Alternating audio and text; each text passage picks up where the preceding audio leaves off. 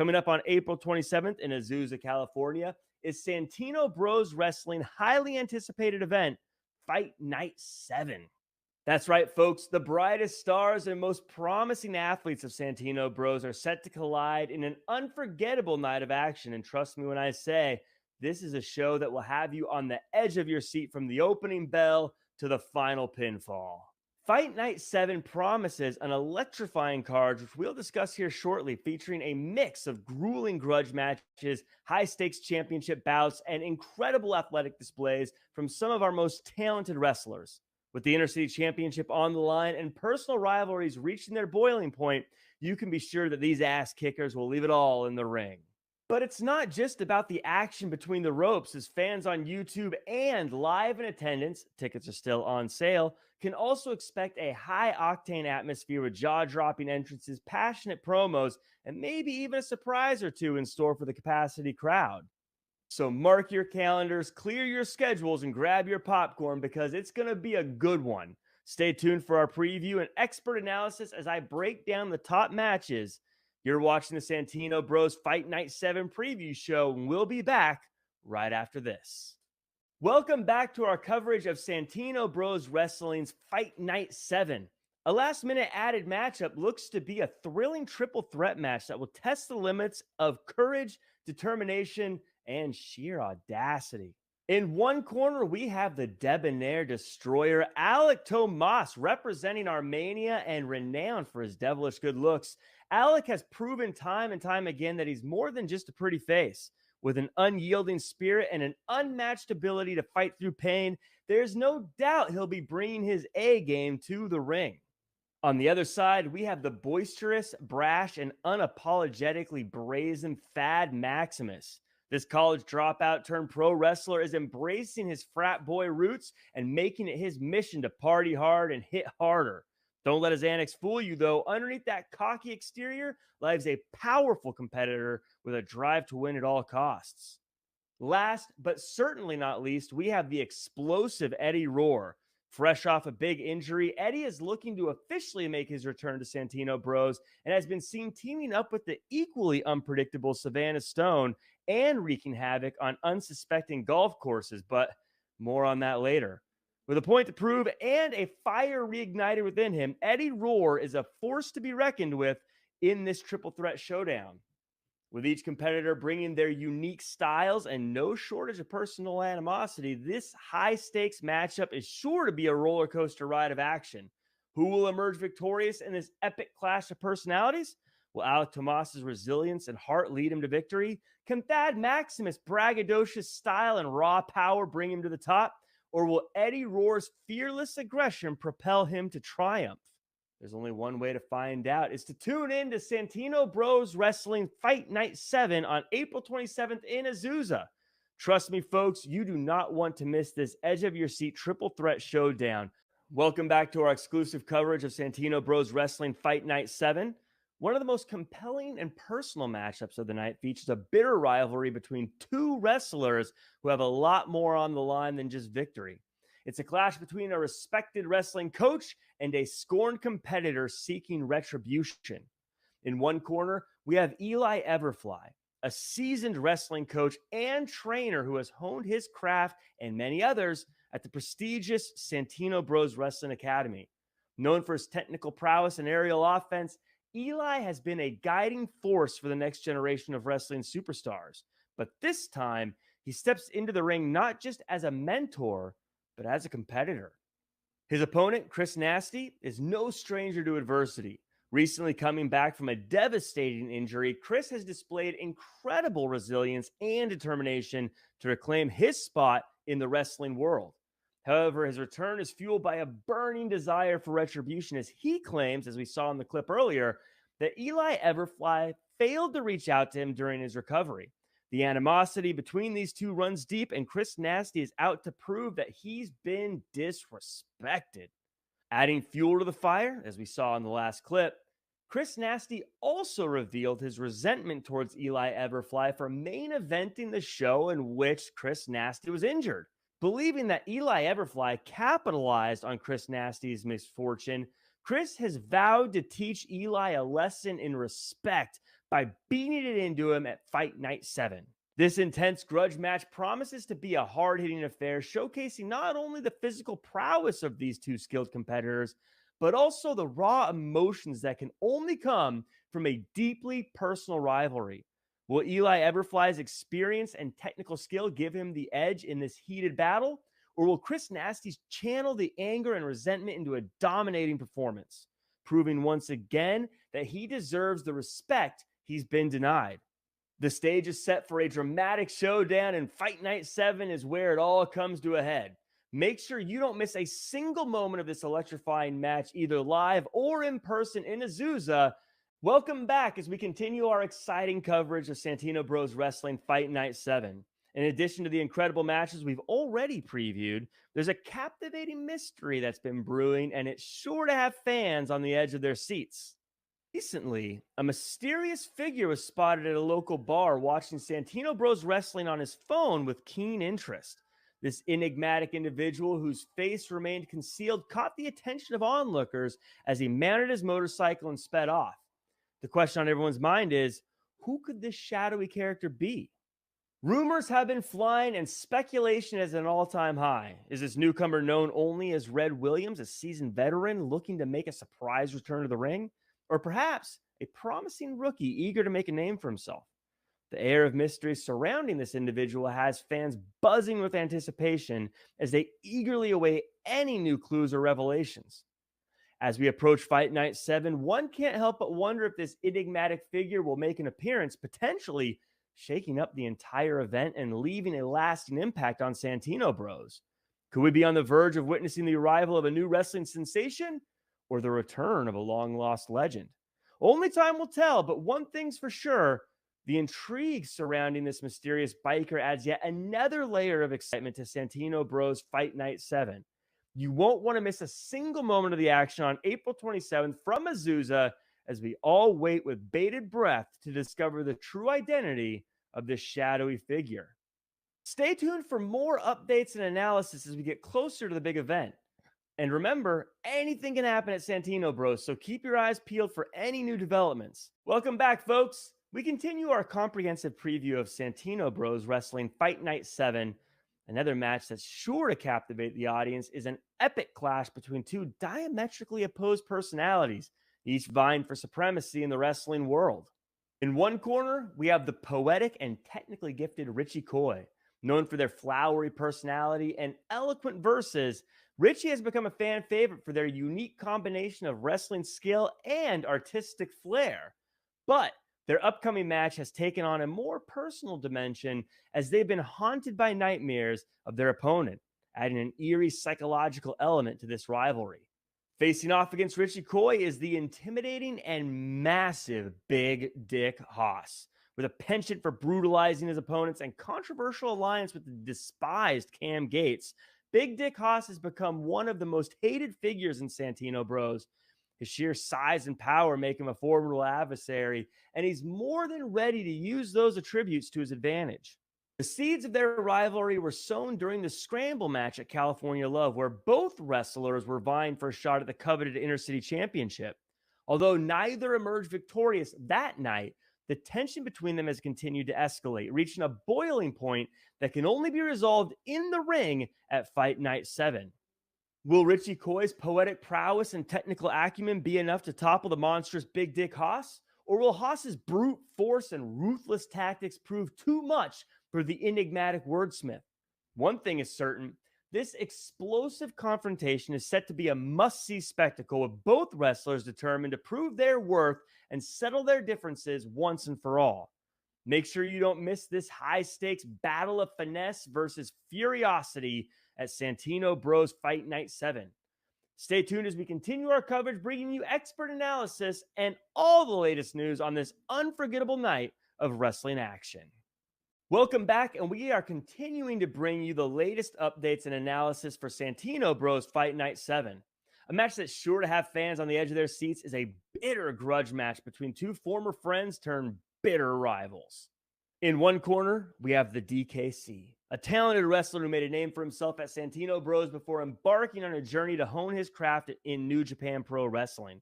With a storied history that includes teaming up with Cam Gates, the DKC's return to Santino Bros was initially met with excitement and anticipation by his former Bomb Squad partner, the cunning and calculating Cam Gates. After the DKC's departure, Cam embraced a ruthless, win-at-all-cost mentality that has earned him the ire of fans and fellow wrestlers alike. Aligning himself with the despised Big Dick Haas and forming the notorious Cam Gates Keepers, Cam has become a force to be reckoned with. Things between the Bomb Squad ignited at California Love, where the DKC and Cam Gates reunited as a tag team to face the formidable Krusty Krew. When Cam was in danger, the DKC selflessly pushed him out of harm's way, taking a brutal beating in the process. Despite this act of loyalty, Cam's thirst for victory led him to betray his friend, orchestrating an attack by Big Dick Haas on the DKC after the match. Now, at Fight Night 7, the stage is set for an epic showdown between these two former allies. The DKC seeks revenge for the betrayal he suffered at the hands of Cam Gates, while Cam aims to solidify his position as a top competitor by putting down his old friend once and for all. Will the DKC's skills and determination be enough to overcome Cam Gates' treachery and cunning tactics? Or will Cam Gates and his keepers continue their reign of terror by defeating the DKC in this highly personal grudge match? Don't miss a second of this heart-stopping clash between former friends turned bitter enemies at Santino Bros Fight Night 7 on April 27th in Azusa and streaming at youtube.com/@SantinoBros. Stay tuned for more exclusive coverage on this unforgettable night of wrestling action. Welcome back as we're diving deeper into the thrilling matchup set for Santino Bros Fight Night 7. One of the most highly anticipated bouts of the night will be for the prestigious Intercity Championship, as a beloved fighting champion faces off against a cunning and dangerous challenger. Defending the Intercity Championship is the vibrant and energetic Delilah Doom, a fan favorite who embraces the spirit of 80s aerobics. Known for her determination and heart, Delilah has faced her fair share of adversity since capturing the title, becoming a target for many of her fellow competitors. Despite numerous attacks, including a shocking incident involving Savannah Stone and Eddie Rohr during a mini golf outing with her husband Eli Everfly, Delilah remains undeterred in her quest to be a fighting champion. Challenging for the title is the wily veteran Rosas, a former Santino Bros champion who recently made a surprise return to the promotion. Filling in an open spot in the scramble match at California Love, Ray shocked the world by emerging victorious and earning a shot at Delilah's coveted championship. But his triumphant return took a darker turn when he attacked Delilah Doom after her successful title defense, declaring that his time is now and drawing the ire of the fans. As these two skilled competitors prepare to clash at Fight Night 7, the stakes have never been higher.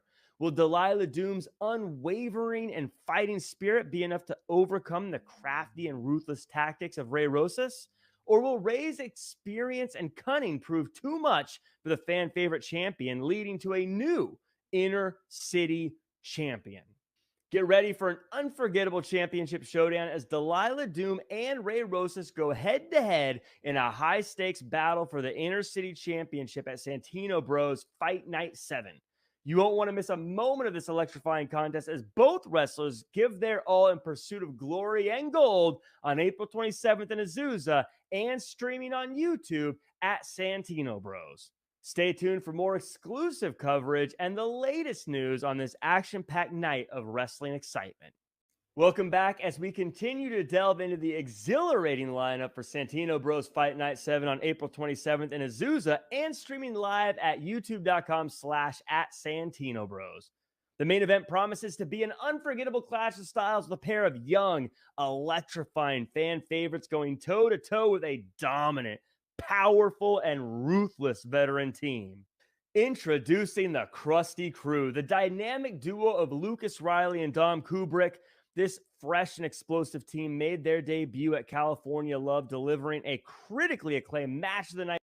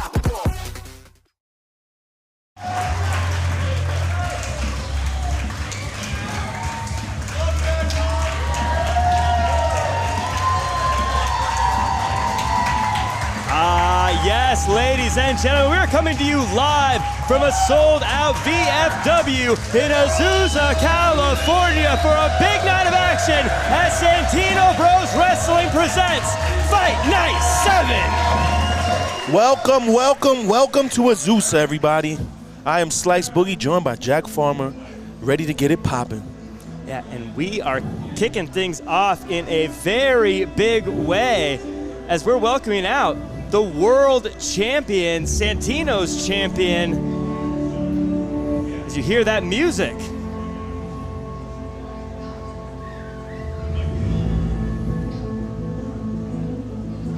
Of course, the champion taking their time. Taking his sweet time. I'm not a fan of this guy. I do not like this guy. I don't like to use the word hate, but I hate this guy. Jay Cabrera, we are not friends. We are more like enemies. We are bitter rivals, especially that stupid idiot Damien. I know you've had your issues with them. A lot of people have, but we're on the champ's time apparently. As the champion, Jay Cabrera, along with Rico Dynamite, make their way out to the ring. And this gaggle of alpha kicking things off. Fight Night 7 looking to be a big one. And what a way to kick things off. Oh, look at Damien's neck brace. I wonder how he got that.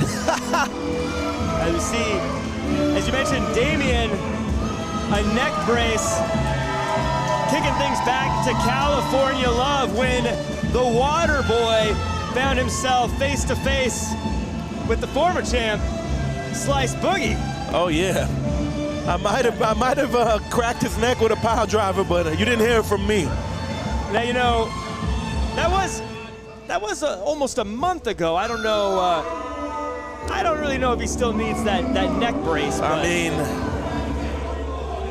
he doesn't strike me as an individual who handles damage very well. Look at him. Not your prototypical athlete. I don't know why he's wearing those shorts. Shorts going up his ass crack and a wedgie. Not a flattering outfit, if you ask me. Cut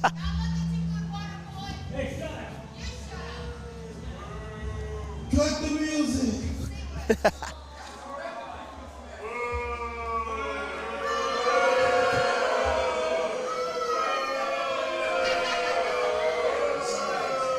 I'm gonna cut right to the chase. Last month at California Love, I was assaulted. I've never done anything wrong to anybody in my whole entire life. In fact, I have no criminal record or anything like that. But last month, some guy that sits at a commentary table next to ugly-ass Jack Farmer Hey now. decided he wanted to get inside the ring and give me a power driver on the chair. And now, my C4, C5, C6, in fact, my whole spine is out of line. In fact, the doctor said I need a backiotomy. So what I'm saying now, Slice Boogie, I'm talking to you. If you put your hands on me tonight, you will be hearing from my lawyer. And another thing, as you can tell, Che is still your rightful and reigning Santino Brothers heavyweight Come on, man. champion. Come on. We're not worried about this guy. We're not worried about Che. We're not worried about this guy, $10 an hour lawyer. They've got stuff to do tonight, not worry about you. Willie Mack thought he was going to come up in here and he was going to leave his champ, but Oh, poor guy. But no, that wasn't meant to be. And as far as tonight, the Krusty Krew, tonight you will have Well, you say the name Krusty Krew, they're gonna come on out. That is the music of the hottest new tag team at Santino Brothers. Lucas Riley and Dom Kubrick took the world by storm at California Love. Very young, very exciting. They've been best friends forever, and they got the job done in California Love, didn't they? They set the world ablaze, got critical acclaim. People all over the internet, fans all over that watch the show all around the world at GCW's The Collective, blowing up with love for these two and the incredible job they did with their big win over the Bomb Squad. And it put them in the main event tonight here at Fight Night 7 against Raw Meat. When you look up fan favorites in the dictionary, there's a picture of these two guys. Young, handsome, exciting, very capable wrestlers. The upside is unlimited.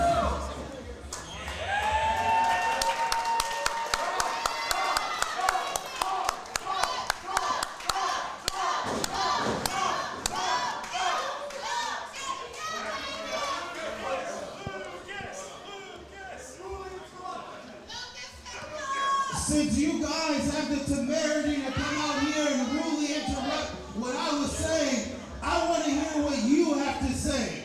No one cares what you have to say, Azusa, California. Do not let me down on this. When I say Krusty, you say Krew. Krusty, Krusty. Wait. I got something a little better. All right, Azusa. When I say check, you say sucks. Check. Check. Check. I agree. When I say Rico, you say no teeth. Rico! Rico! That's a low blow. Yeah. I didn't forget about you, Damien. I did not forget about you. When I say water, you say boy. What? What?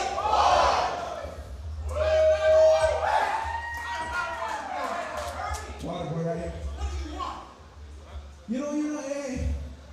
I can see you guys' faces. You guys are getting a little mad. But They're always mad. we didn't take this match. Shut up, baby, that's not true. Yeah, shut up. It's always true. Shut up. We didn't take this match because we don't like you guys. In fact, we respect all three of you a whole lot. The reason why we took this match is to prove that the Krusty Krew is here to stay.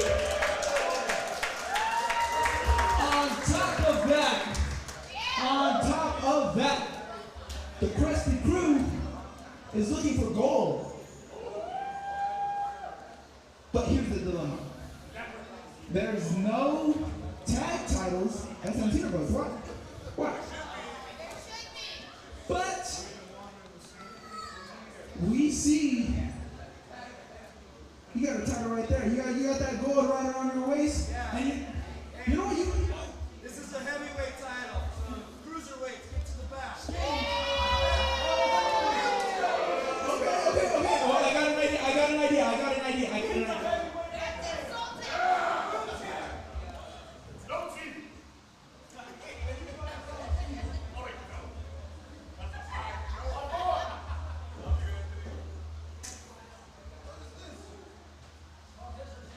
Coin flip. What do they got planned here? Somebody won, somebody lost, I All think. right, back to what we were saying. Seeing as how there's no tag titles, how about this? Here's a little stipulation. If the Krusty Krew wins, Lucas gets a title shot. guess Lucas won the coin flip, huh?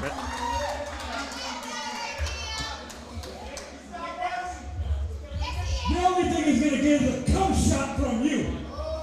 Hey. Whoa. You It's a know what? family show. Lucas Riley, you want a title shot if you guys win tonight? You're on. Wow. But Che doesn't agree. when we beat you, and we will, whichever one of you guys that gets pinned tonight, you are gone forever. Whoa. Forever.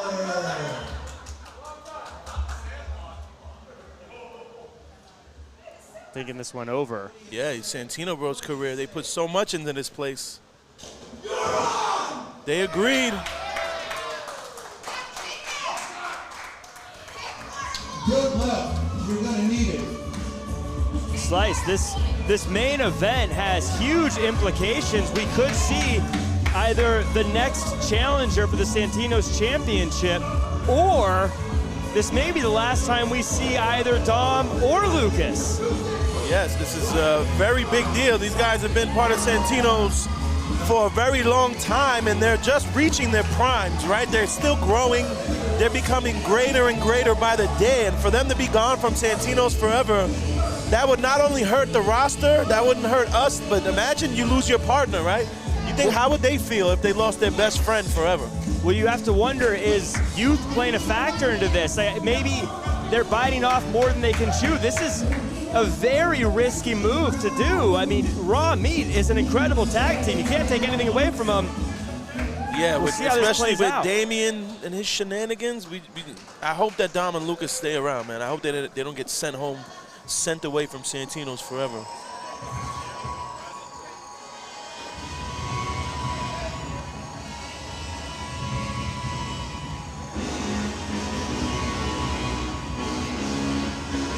Well, as we kick things off and go to our first matchup of the evening. Match number 1, Fight Night 7.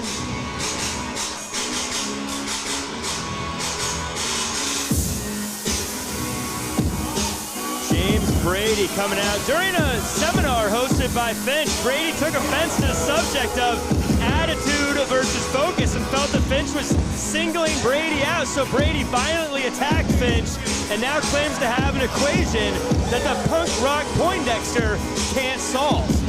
Mastermind James Brady, very confident in his abilities, very confident in his intelligence.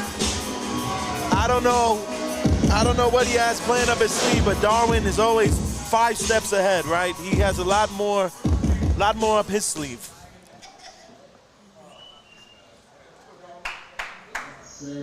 The geek shall inherit the earth. Oh wait, that was me! Well, look, Darwin Finch took a little break from fighting the bullies of Santino Bros to try to share his knowledge of the craft, but quickly found out that not everyone wants to study. So tonight, Darwin is looking to give the 24-year-old James Brady a pop quiz, and tonight we'll see if Captain Bad Attitude will pass or fail. Darwin Finch, a perennial fan favorite, always gets the crowd involved, a beacon of positivity.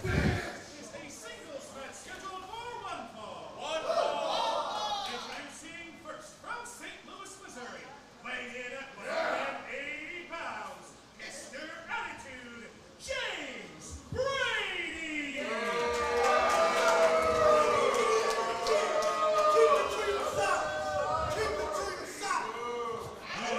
Introducing his opponent, from the Galapagos Islands, weighing in at 865,454.242 decigrams. He is brimming with big brain energy. The punk rock Poindexter, Darwin Finch.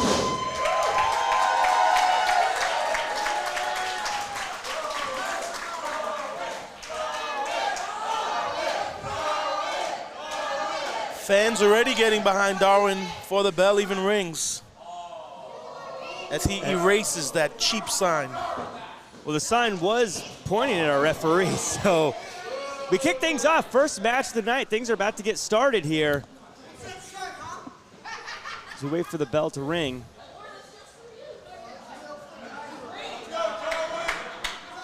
James Brady wants to kick things off right away. It's that attitude that got him in this place in the first spot. James Brady, a very good technical wrestler if you've never seen him, but Darwin, his bread and butter is technical wrestling, so we'll see how these guys match up.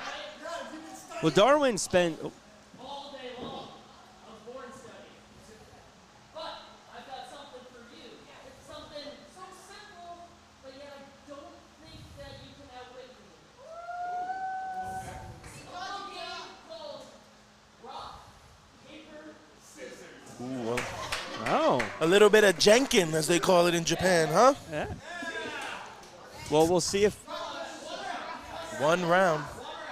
One round. Well, can't say I've seen a wrestling match start this way before, but...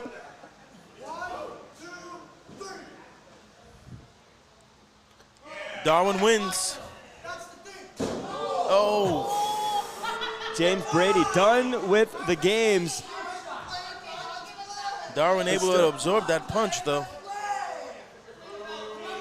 But again, there's that attitude is Darwin Finch not wanting to take another beat down. For those that saw earlier, James Brady jumped Darwin Finch during a class. Nice counter. There's the technical ability of James Brady. Yeah, you know, James Brady, known as Captain Bad Attitude, definitely has one. But smarter than you think. Good, very good wrestler, as you mentioned, very technical, knows his stuff, but Darwin Finch is one of the best that Santino has, constantly in the lab, practicing and honing his skills. Yeah, you got to think Darwin with the experience factor here. James Brady's just been doing it a couple years less, you know, so you got to give the edge to Darwin. But Darwin's trying to show some sportsmanship. That might backfire. James Brady, that attitude getting the best of him again here.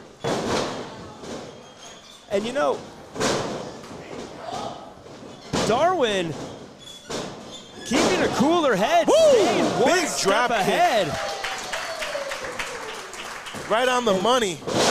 And it seems everything that James Brady has, Darwin Finch has an answer for. Darwin with the counter. Now, no stranger to lucha here. Oh! Looks like trying to have a little bit of fun with the crowd is what cost him there. And again, if you're watching the show on YouTube, make sure to like, comment, share, subscribe. Send out the link on social media. Share it with your friends. We'd love to see you guys here watching along. What does James Brady have here? Oh! Frog splash on his back. Brady felt that one himself as Darwin's legs crashed on his back. So high risk, high reward here. You know, Darwin came in with a good game plan, but the ruthlessness of James Brady seems to be working out here as James Brady now finds himself on top here. Yes, pro wrestling is not a forgiving sport, and when you show sportsmanship, sometimes it could bite you. Now, Slice, you've a big Beautiful suplex pin. Nice bridge. Darwin slapping him in the stomach to break. He might not have had enough power to kick out, so he just punches Brady right in the gut. Brady already showing signs of frustration here. Now, Slice, you've been a competitor. You are a competitor. You've been known to have a little bit of attitude there. Is James Brady wrong for having so much attitude? I don't think so, but he has to be able to control it. You know, he has to be able to let the attitude win matches for him. The attitude can't cost him matches. And I don't think he's in control of his temper right now. He's just so mad at Darwin. Well, you know, James Brady was saying that he has an equation that Darwin can't solve, and he's been calling himself a mastermind, which is better than being a genius, according to Brady, as we get a roll-up here, pin. Counter. Going for it. Oh, sleeper. Great transition, and James Brady remains in control. Darwin trying to break it. Oh, Brady lets go, wrenches the ear. Oof. Oh. pulling that ear, and it doesn't matter how tough you are. Someone pulls on the ear, that's going to hurt. Yeah, you can see the sweat flying off these guys. Darwin's in trouble here. You know, James Brady talked a big game about being to outsmart Darwin Finch. I have to confess, I had my doubts, but Brady seems to be in control. His game plan seems to be working for him. Darwin trying to fight out of that choke. Oh my gosh. Incredible backbreaker, also pulling on the neck there. Brady's in control, confident. Oof, huge kick. Picking apart Darwin now. Yeah, he's keeping his aggression high. Ooh, guillotine choke. He wants to put Darwin to sleep. I think he wants to embarrass Darwin. Yeah, and maybe this is the game plan he's been talking about. This is the equation. He keeps going back to the throat. It was the rear naked choke first, now it's the guillotine. If you keep getting choked out, you're not going to be able to breathe, and as the old saying goes, you can't breathe, you can't fight. Yeah, Darwin has the size advantage, but you got to think James Brady probably has the cardio advantage, right? Slim, wiry. He reminds me of Tommy Hearns, right? Very strong, but he can go all day. You know, he doesn't have a lot of extra weight to carry around. And this might be it. Oh, Darwin. Darwin's up. Trying to muscle him up, yeah. A couple of shots to the gut. Oh, hooks the legs. Oh, big move. Darwin calls that the kneecapitator. It's a move he's been working on in the lab, and that is going to cause some significant harm to both the legs. The kneecapitator, what a name. I would not like to take that, especially with my knees. Oh, man.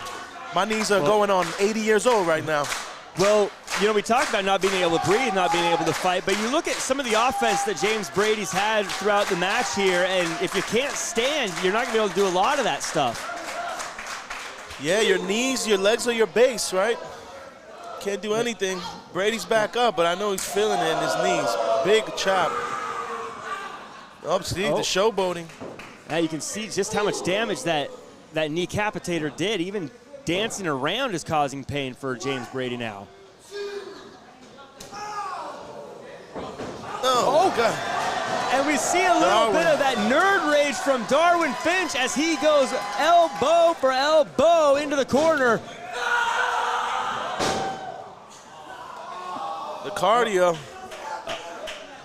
That's where that lack of air pays off. Oh, big spine buster type move sitting out as Darwin hits the quantum entanglement. And after that kneecapitator, this has got to be excruciating for James Brady. Look at the pain on his face. I think he's ready to tap. He's got to get to that rope, and he does. Able to get to the ropes. And luckily, when he got taken down, he was by the ropes, right? If he was in the middle of the ring, it would have been over. A couple more seconds of that, he was tapping. Big sigh of relief there from James Brady being close to the ropes. That could have been it. Brady back to the ear. Brady likes grabbing ears. For a moment there, it looked like maybe Darwin Finch had the equation solved, but again, Brady says that Darwin's not going to be able to figure it out. And what does he have planned here? What is he doing with? He doesn't need to do this. He's in control. And maybe Brady realized that Darwin's smarter than he gave him credit for. Maybe he thinks he does have a solution. Maybe being the mastermind isn't as great as he thought it was going to be. The ref showing his authority. Big boot. Oh, Darwin slips out. Brady goes for the clothesline. Caught. Swings. Oh, my God. Spinning back fist. And misses. Oh! Turns Darwin inside out. Could this be it? Rope. And this time it's Darwin Finch saved by the ropes. Ring awareness, intelligence, it all comes into play here, right? Darwin was out on his feet, out on his back, but he knew where he was.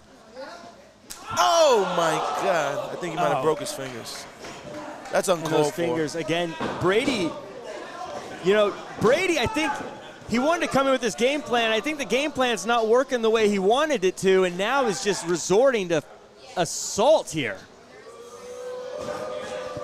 Brady signaling the end. What could he be going for now? He picks up Darwin, goes for a slam. Darwin. His knee gave out. Oh, the damage again to the knee, too much. Oh, roll up. In there. Oh, he got him. And Darwin.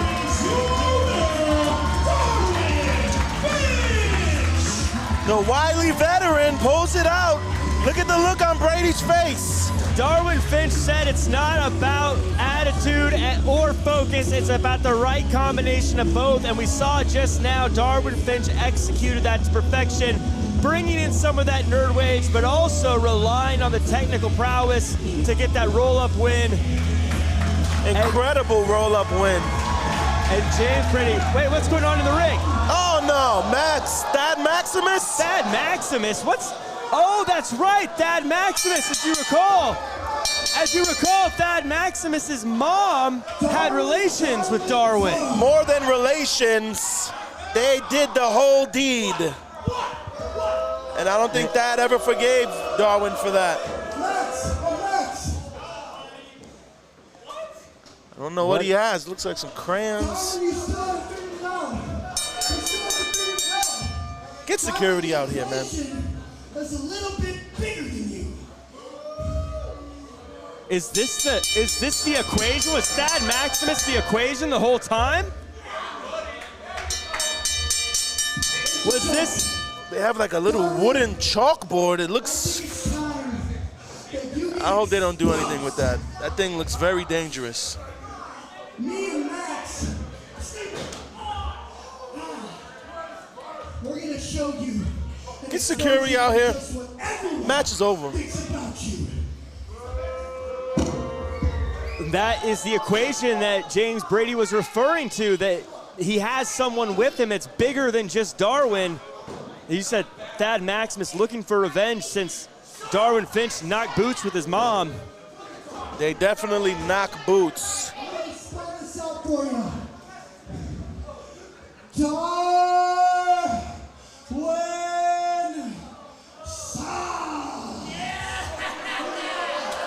Look at that! That's what you are! You're a dork! You're no better than me! I'm better than him! Max, pick him up. Let's throw this dork out. This is over, you guys. Yeah, wrap it up. Come on, man. What do they got? What's what do the they got ref planned doing here? Trying to stay safe from these two. As they. Oh my gosh! Into the wood. This wood sticking out of it. Through the truck. Very dangerous situation. I know it's not the biggest piece of equipment here, but you're right. The wood is just breaking and it's very dangerous. You get stabbed with that. Darwin looks like he's out. We need to get someone out here. Darwin completely wiped out. I don't know what this new alliance is, but it seems as though Darwin Finch goes from one pair of bullies to the next.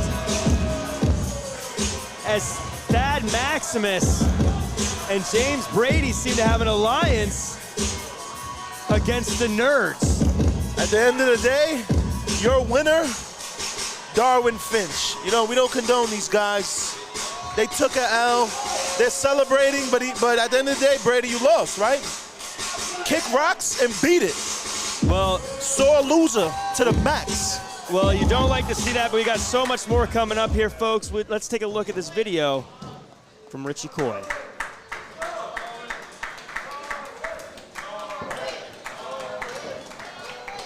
Fans cheering on Darwin. Hopefully he's all right.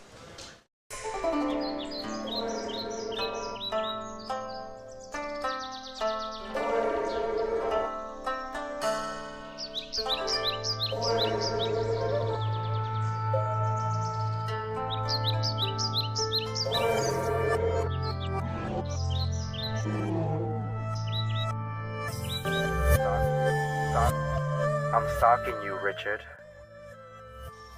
Richie Coy. Yo, I got scoliosis from Rico. I've been kicked in the head by Koji Hero, and yet here I am, still Standing. Richie Coy. Still, you can break my body, but you can't break my soul. Standing. Look as hard as you can, Haas, but you still won't see me coming. So come April 27th at Fight Night 7, I know a thing or two about slaying. Now it's time to slay the beast. Richie Coy is always searching. Will I feast? Or will I be the feast?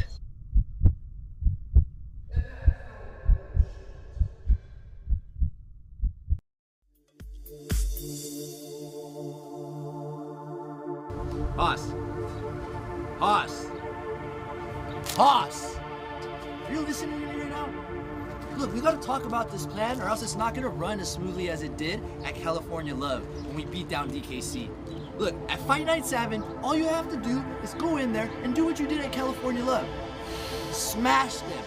Put them down. Give them everything you've got. Put your weight into this match, Haas. Because it took 5 of our best wrestlers to even make a dent in you. And now, you're going one-on-one with Richie Coy. Richie Coy, good wrestler, formidable opponent, but Richie Coy is no big dick Haas. So what are you gonna do, Haas? What are you gonna do? I'm gonna smack that twig into 2. And that's bullshit.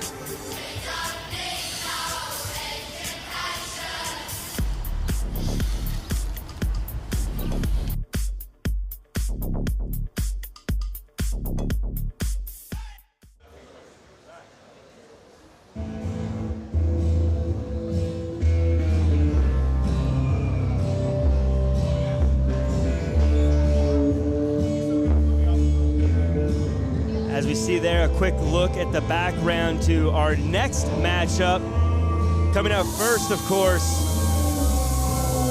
Big Dick Haas. Now, Slice, there's big apples and there's big bangs, but there's only one Big Dick Haas.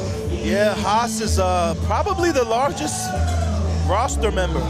Over 300 pounds, mean, evil, and then he has someone like Cam Gates in his mind, polluting him, just making him the absolute worst he can be. Azusa!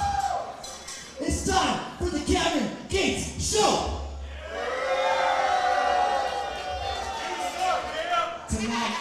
Tonight I finished what I started at California Love. I cut off 5 years of dead weight when I put down the young lion DKC, and I proved that I am now and always have been the better man. But right now it's not about me. Right now, it's about the biggest and baddest heavyweight under the Santino banner. Right now, it's about the most dangerous ass kicker this side of the Mississippi. I got my vest on just like a match with them. Right now, it's about Big Dick Haas. Now, Richie Coy, I don't know who you pissed off to get this match, but I can tell you one thing. You drew the shitty end of the stick, and that's no bullshit.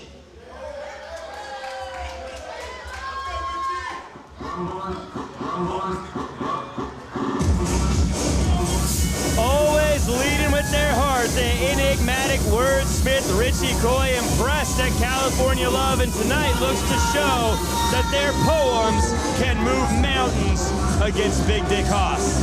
Richie Coy, the underdog extraordinaire, almost always outsized, but never out-hearted. Richie Coy is gonna give you everything they have and then some in that ring.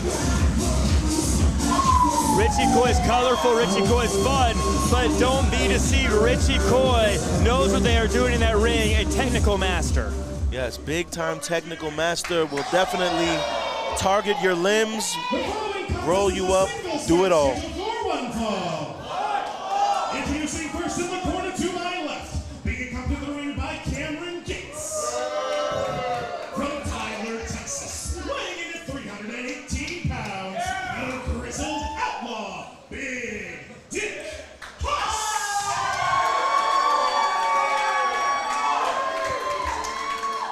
And introducing his opponent in the corner to my right, from the Children's Garden of Versus, weighing at 160 pounds, they are a boy named Richie Coy.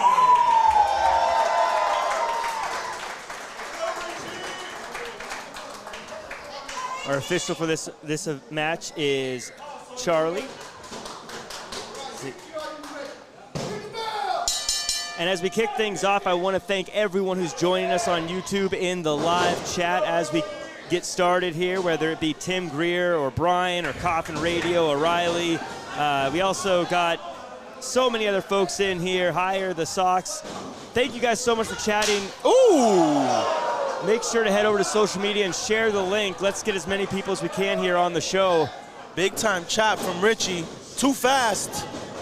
Direction switch. Under. Goes for the roll up. I don't think it's going to be that easy. It's too big. Yeah. Too big. But Richie, too fast. Haas, too big for just about everything, especially for someone the size of Richie. But Richie smartly going after that arm here. Trying to break that arm. Now these two. Oh, things coming in very hot here. Richie Coy trying to stay moving. Big Rana. Can't get the big man off his feet, though. Another big drop kick. Can't put him down. And he stunned Haas. As Coy off the rope.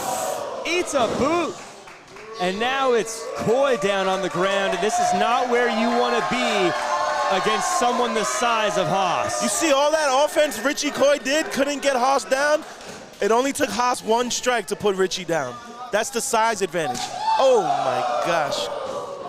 Haas literally weighs twice as much as Richie, and this is a true David and Goliath story if you ask me. You know, I have a feeling Haas is bigger than Goliath in this situation.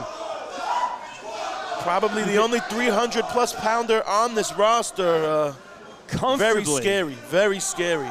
Comfortably 300 pounds. And Haas knows how to move. He's not going to lumber around in there.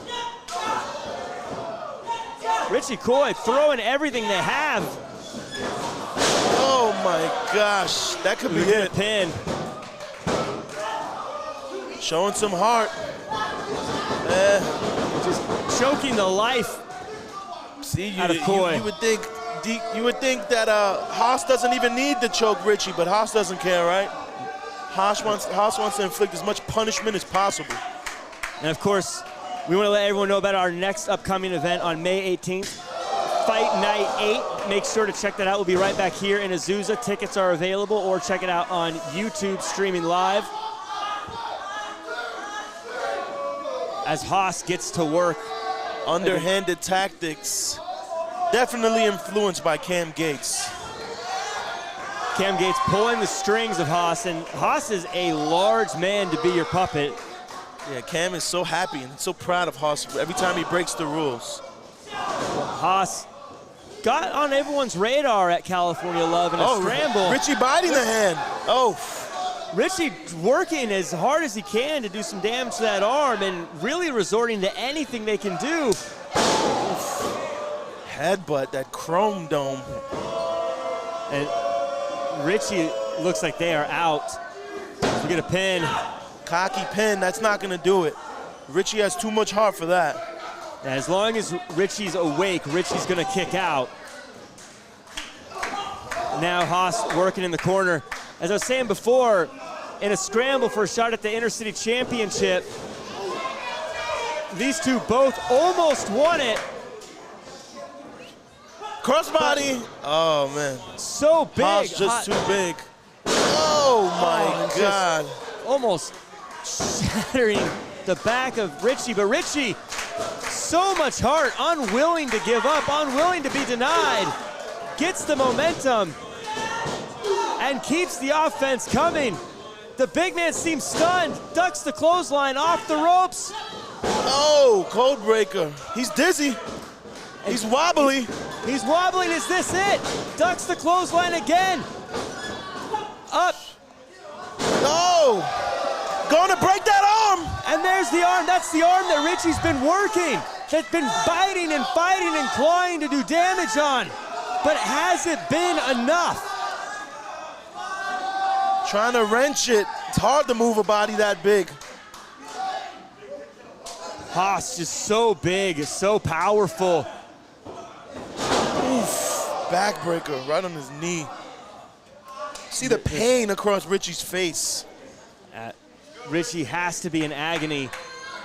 But the one light at the end of the tunnel, you see Haas grabbing that arm. Oh my God. Oh, but that looks lights out. Pin. Kick! How did Richie kick from that? Richie looks just as surprised as maybe all of us are. Incredible move by Haas. As we got Now the World in the chat saying, let's go, guys, keep it up. Richie showing all heart. Richie calling for more, showing that they will not give up. Asking for it, not the smartest move, but that's what happens when you have the heart of a warrior. Oh my God, Lariat, it's over. Pin. And Slice, too big, too strong, Big Dick Haas. Richie Core showing every ounce of bravery. Not enough to overcome 318 pounds of pure violence. Richie Core hasn't moved a bit. Slice, you know how it is when you're that much smaller than your opponent. It's a tough draw, but I think Richie did everything you could do to try to put up the fight tonight. A valiant effort. If he could have just cranked that arm, broken that arm, might have beat Haas, but Haas too big, too strong, too mean. While we get this situation cleared out, let's go ahead and send things over to a little video from Delilah Doom.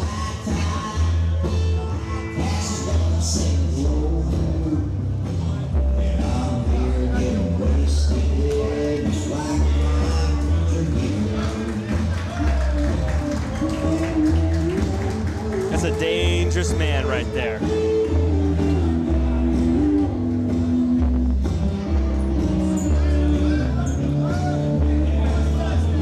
Dangerous man and a huge coward.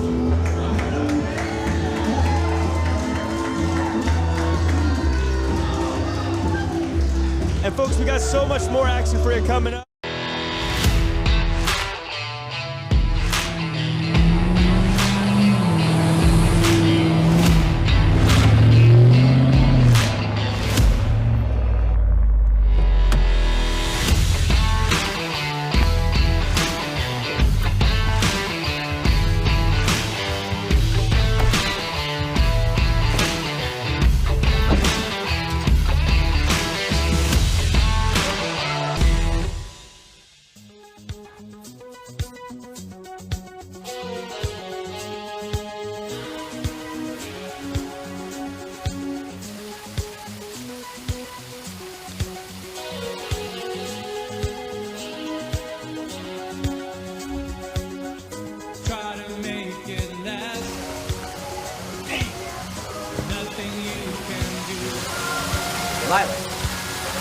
Delilah.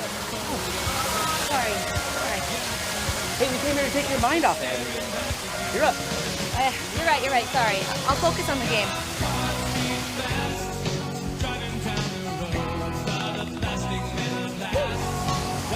Hey! Look who it is!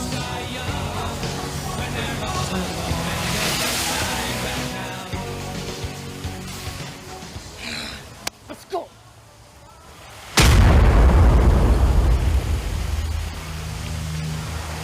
You two bozos know the 80s was 40 years ago.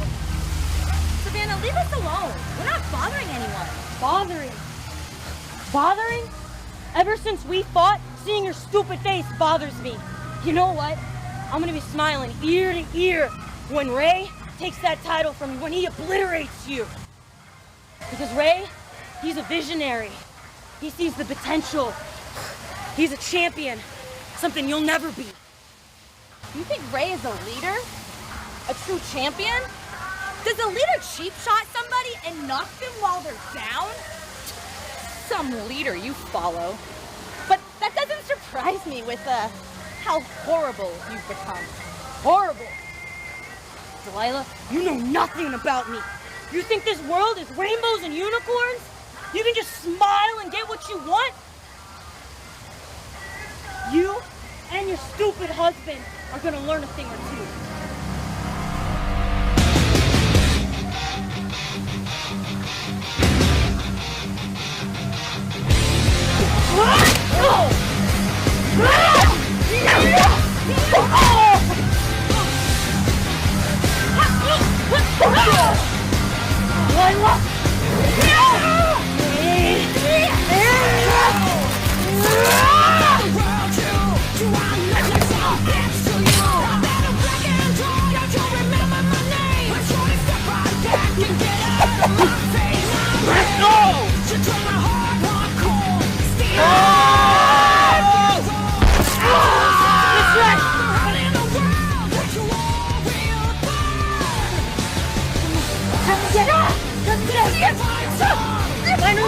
Line her up, Betty!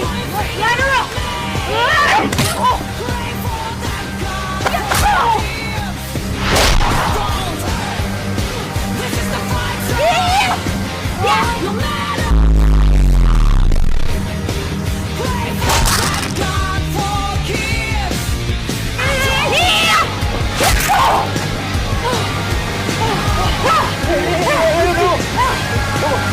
We'll see you guys soon!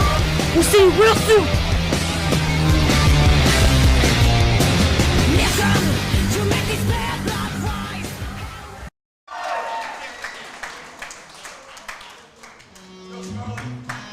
Well, as we saw, there was some issues.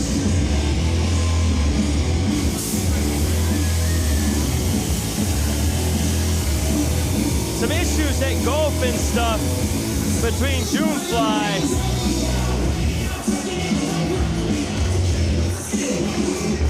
and some other folks. Eli Everfly, in many ways, the backbone of Santino Bros. 10-year veteran. Sometimes you train your friends for life, sometimes you make some enemies along the way. Eli Everfly, a bit of both.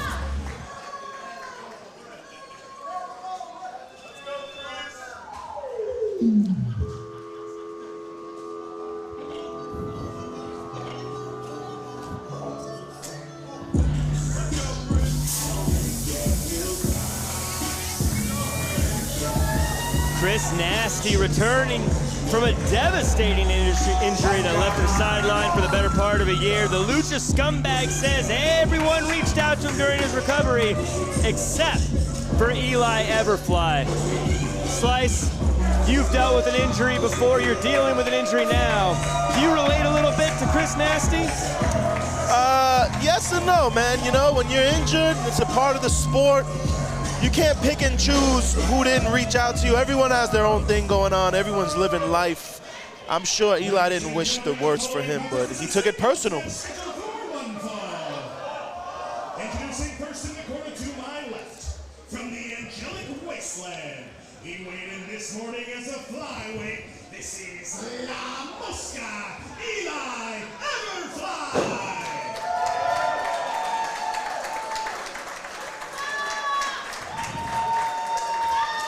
And introducing his opponent in the corner to my right, from La Habra, California, weighing in at 205 pounds, he is the Lucha Scumbag, Chris Nasty.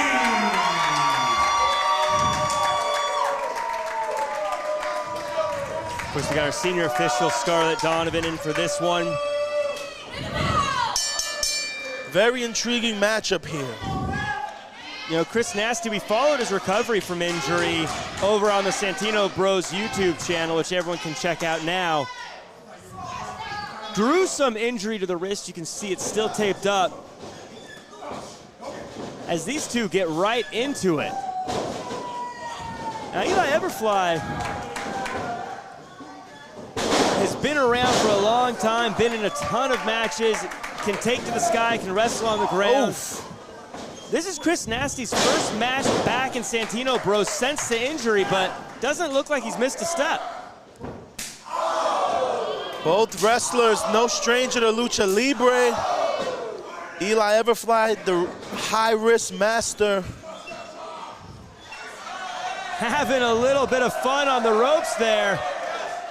Beautiful flying head scissors.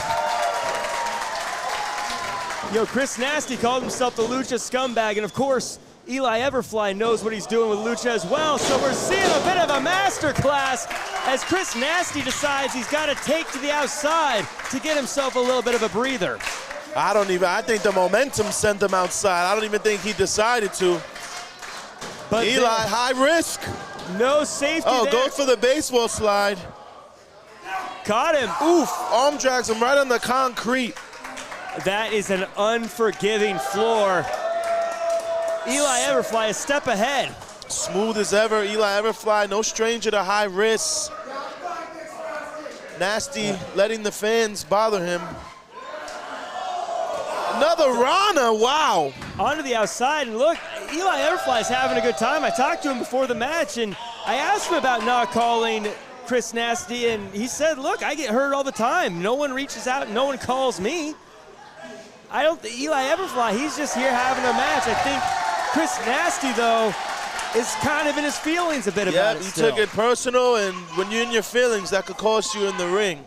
These two have no beef, they have no history, so Eli's just handling business here. And you know, not having that emotional... Chopping the crap out of him. Eli, oof! Tilt-a-whirl backbreaker changes the momentum in a heartbeat. Chris Nasty's back got a pin. Chris Nasty's chest is red as ever.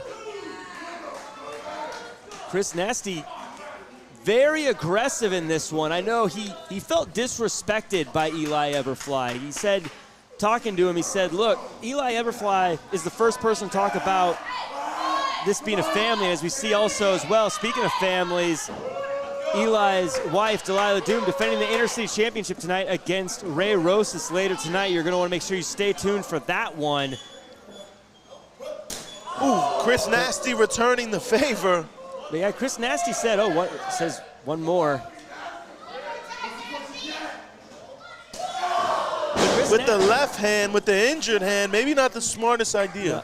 No, not a good move. I think tried to show that he was 100% there and actually may just exposed himself. Eli showing some fight. Nasty's not going to take it, though. Up and down, as I was saying earlier. Classic back body. Chris Nasty says, look, Eli Everfly is the first person to say Santino Bros is a family. We look out for each other. We're always in this together. But then when he got hurt, he felt like he was the one person that Eli wasn't reaching out to. He felt he was being disrespected. Felt like that maybe Eli didn't think he was worth his time. He wants to show that he's worth his time, show he should be respected.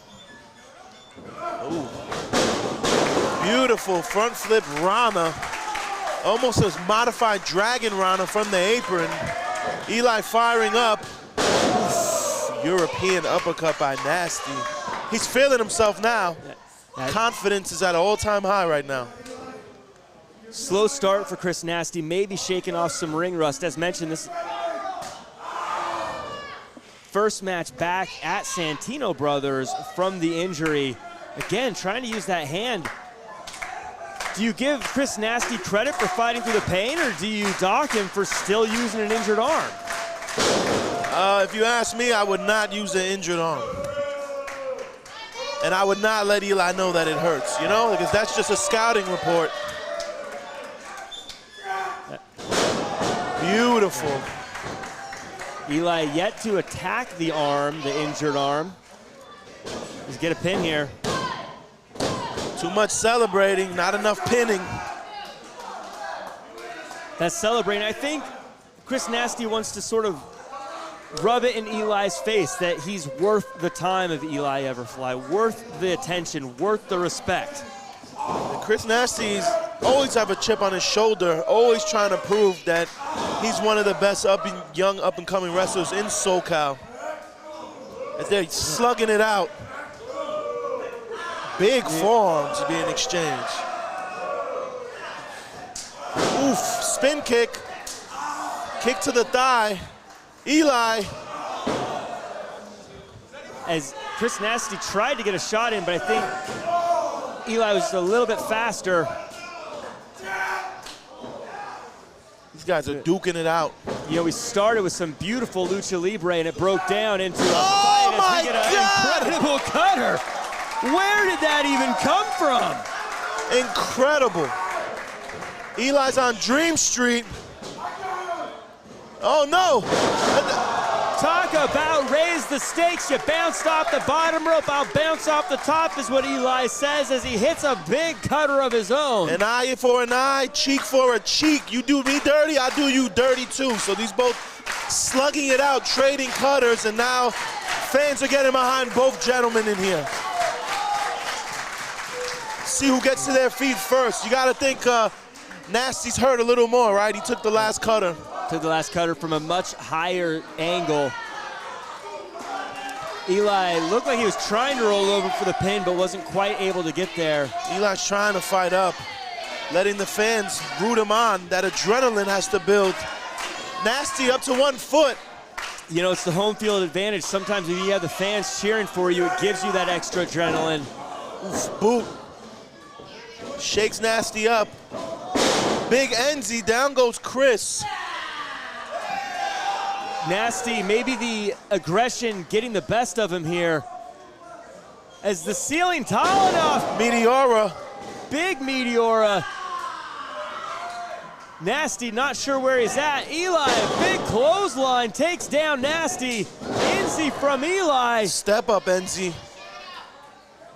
Sends Nasty almost the outside again and gets his arm hooked. Again, Eli not going for that arm. It shows a little bit of respect, I think, or weakness. I just don't think he's paying attention to it. You know, Eli's not trying to submit him. Eli wants to pin him. Eli wants to teach him a lesson. You know, I think it goes back to showing that from Eli's perspective, nothing was personal with not calling him. It wasn't a Yeah, I don't think Eli wants to injure him. You know, I think Eli just wants to beat him, let him know who the vet is, right? Right. Doesn't want to put him out of commission. Oh my God. Kicked the slime out of his mouth. That was as rough of a kick as you're going to see. These bloodthirsty fans looking for more.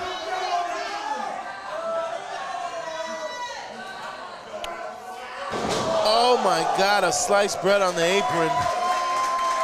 Nasty crumbles to the floor like a heap of dirt.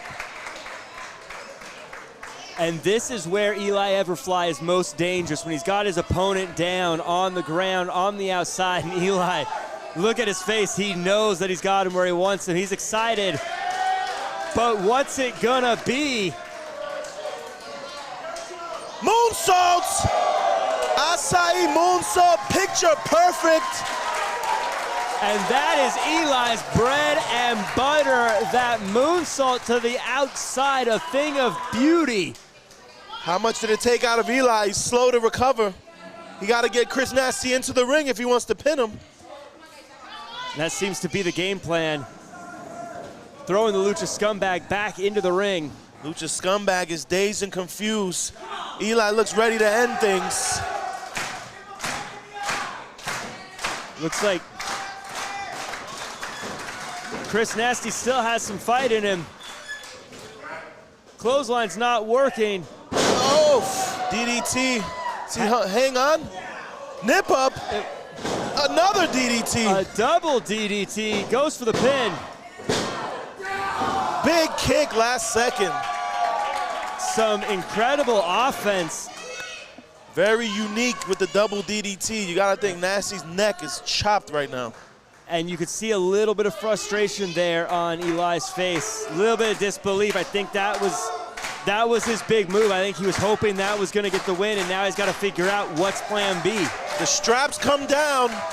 He's trying to formulate a plot here. How's he going to put Nasty away? You can count the fingers on Eli's chest from those chops. Yeah, a brutal match. You got to wonder how it's going to end. Is Eli going to put him away right now? The crowd's behind him. What does Eli have planned here? Taking a moment. Is he going to hook the arms? Couple different ways he can go here. Not sure. Nasty reverses. The strength of the scumbag. Snake eyes. German. And what's he following up with? Oh, flying boot. We go for the pin. This is it. 2.8. Nasty can't believe it. Disbelief from Chris Nasty. That aggression coming through again, going right back to it. And Blue Thunder rolls through. Tells him he forgives him. Forgives him. Incredible spinning lariat. Getting that extra You gotta momentum. pin him. You gotta pin him. Oh, cocky pin? Oh, can't put Eli away.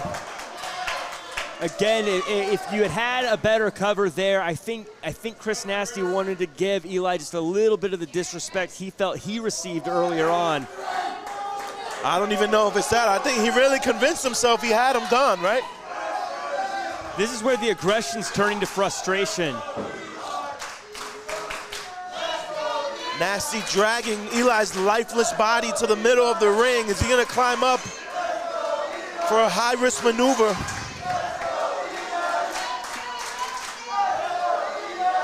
What does he have planned here? Taking his time to get to the top. Getting his footing right. Letting the fans get to him a little bit. As he looks to drive the knife. Oh my God, huge miss of the Swanton. As he crashed down right in the middle of the ring, Eli Everfly rolling out of the way. Baited it in. Oh, boot. Boot to the face. Eli, oof, undeterred. Wheel kick. Goes to the top. Not a lot of room up top here, but. Top rope runner. Nasty's hurting now. Can't even get to his feet. Oh, he's up. He's up. Up on the shoulders. Eli again. Stunner off the Casadora. Stunner Nasty bounces right back to his feet, goes for that clothesline, ducked by Eli, up, over, Destroyer! Destroyer from Eli Everfly, goes Is this for the it? pin. Incredible match. What a match. You gotta wonder if Nasty got Eli's respect. I think he did. Not too many underhanded tactics by Nasty, right? Just aggression. You know, sometimes aggression and anger can motivate a wrestler. This time, I think it caused Chris Nasty to overextend himself. Eli Everfly took advantage and got the win, but I'll tell you this, I have a feeling that next time Eli owes Chris Nasty a call, Eli Everfly is gonna dial up Chris Nasty. Great match here, competitive. Chris Nasty might have lost, but he has nothing to be ashamed of. You know, he didn't really try to cheat. He might have argued with the ref. He was frustrated. He was angry, but good showing by Nasty. And you gotta hope he can capitalize next time. Now,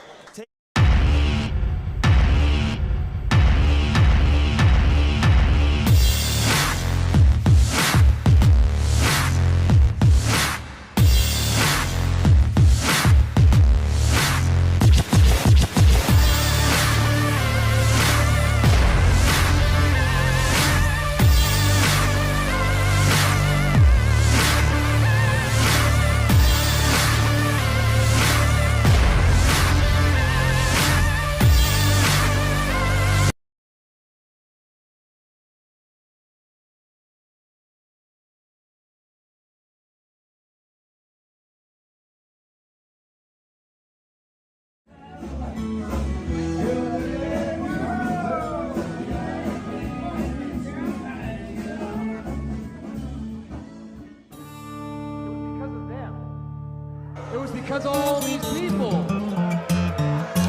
Now, earlier I said the future is bright for Southern California thanks to Santino's. But thanks to Ray Rosas, there is a Santino's.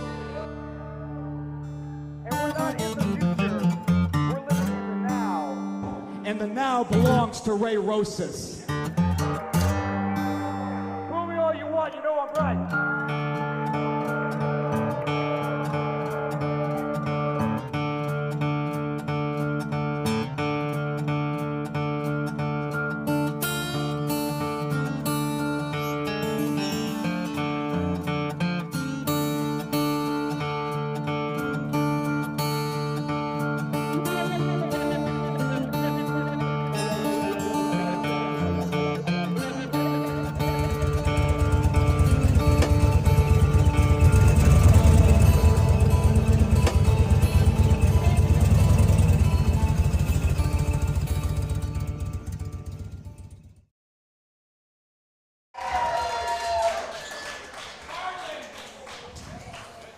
Slice, we just saw that video package for the mysterious Red Williams. Very interested to see who that is, but we're kicking things off back into the ring.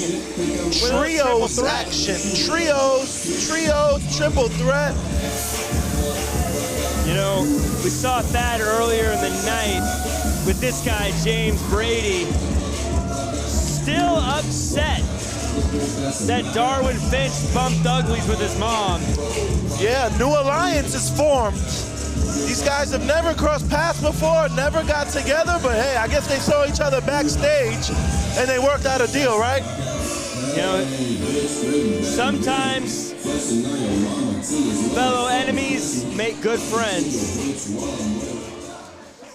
Thad's still looking for his first win here at Santino Bros.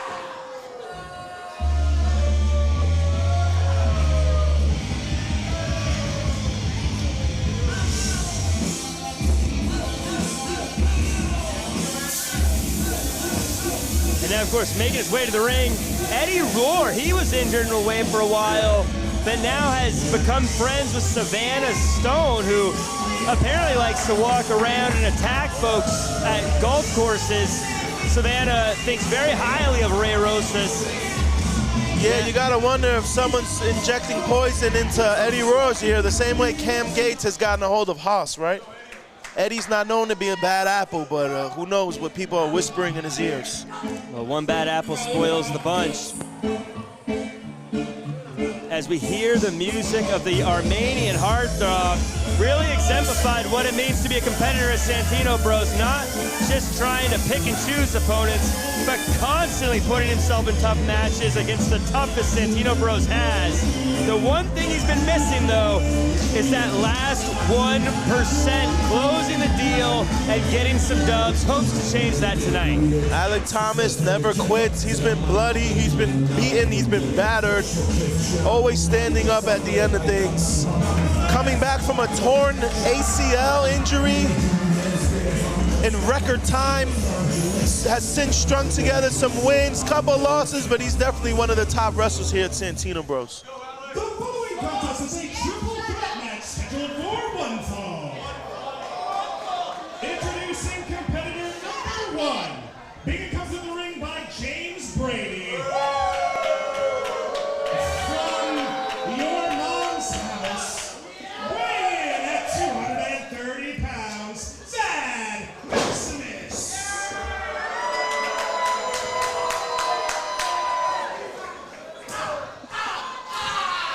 Introducing competitor number 2, from Cartagena, California, weighing in at 200 pounds, Eddie Legendary Roar.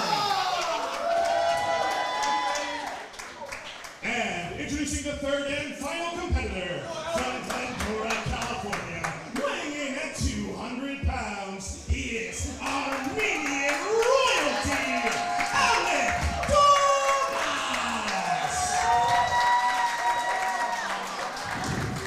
As we said at the top, as head referee Charlie kicks things off. Alec with the most experience here.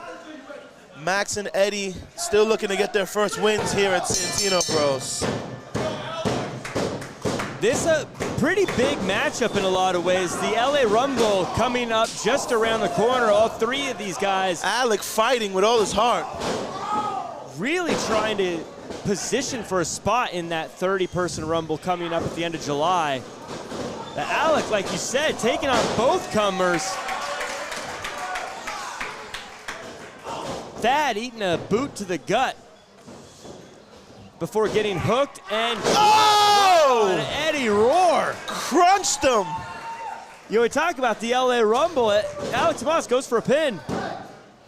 Talk about that LA Rumble, and by the way, Fight Night 8 will be happening before then, May 18th, right here in Azusa. Tickets are now available and will also be streaming on the YouTube channel.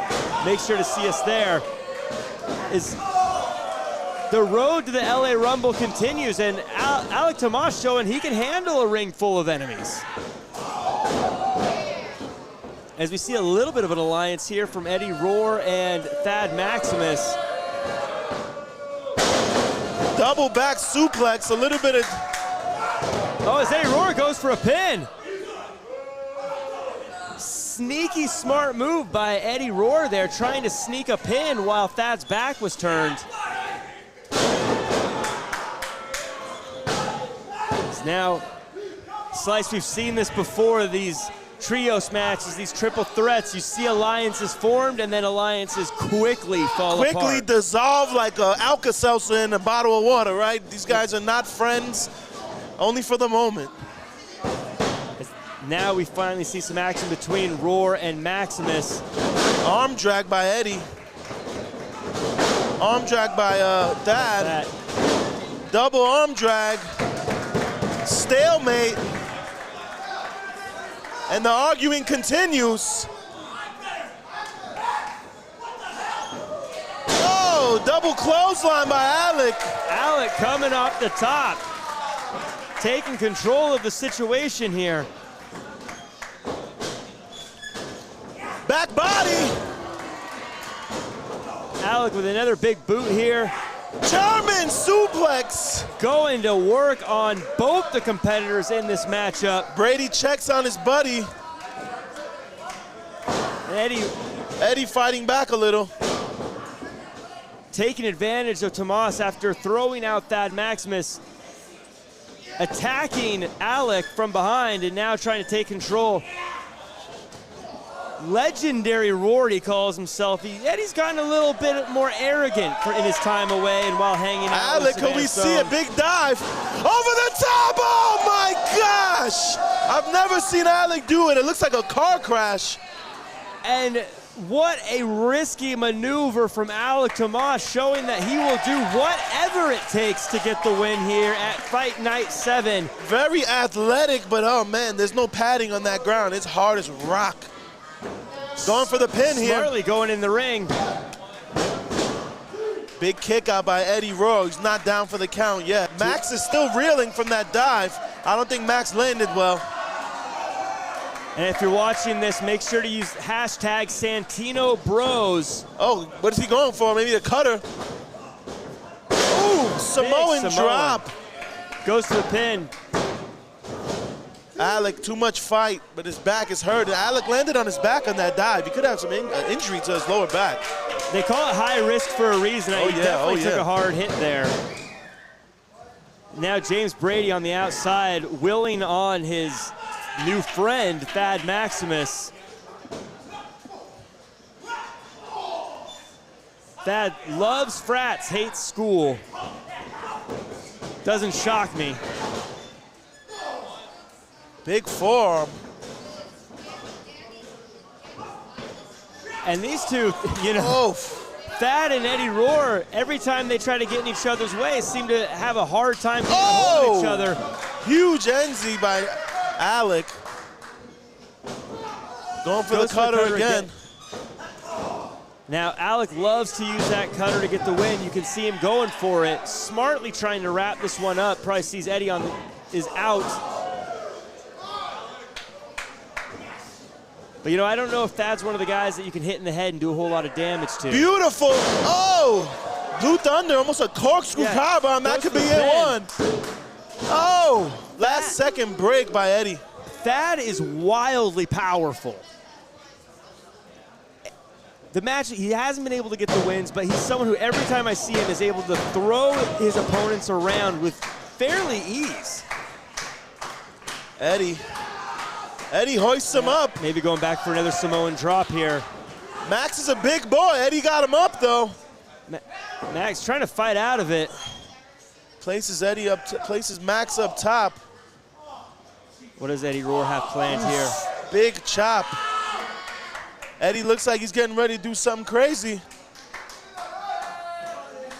Trying to get Max into position. Looking like a superplex possibly. Couple shots to Max. Is he going for the, oh, I think he's going for the plex. Mid-rope superplex. Took a little too long. Oh, Alec. Alec taking advantage. Oh my God. All three men are down. Alec Tomas, heads up play there, saw the two fighting for position at the top of the turnbuckle and decided to bring them both down the rough way. Max is out. He ate that top rope superplex. He's down on the ground as Brady's checking on him. It doesn't look good for him. He's done. I think the crowd getting behind Alec and Eddie.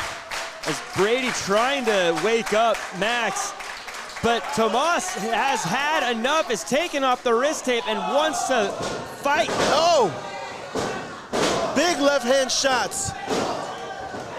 Alec Eddie fighting with all his heart. Eddie eating the knuckles before getting thrown off the ropes, reversed. Reverse. Ducks the clothesline, ducks it again. Huge! Takes down legendary Roar, and Eddie must not feel quite as confident as he did earlier. Super kick, Max is down. Alec going up top. Could he be going for that top rope cutter, that flying cutter?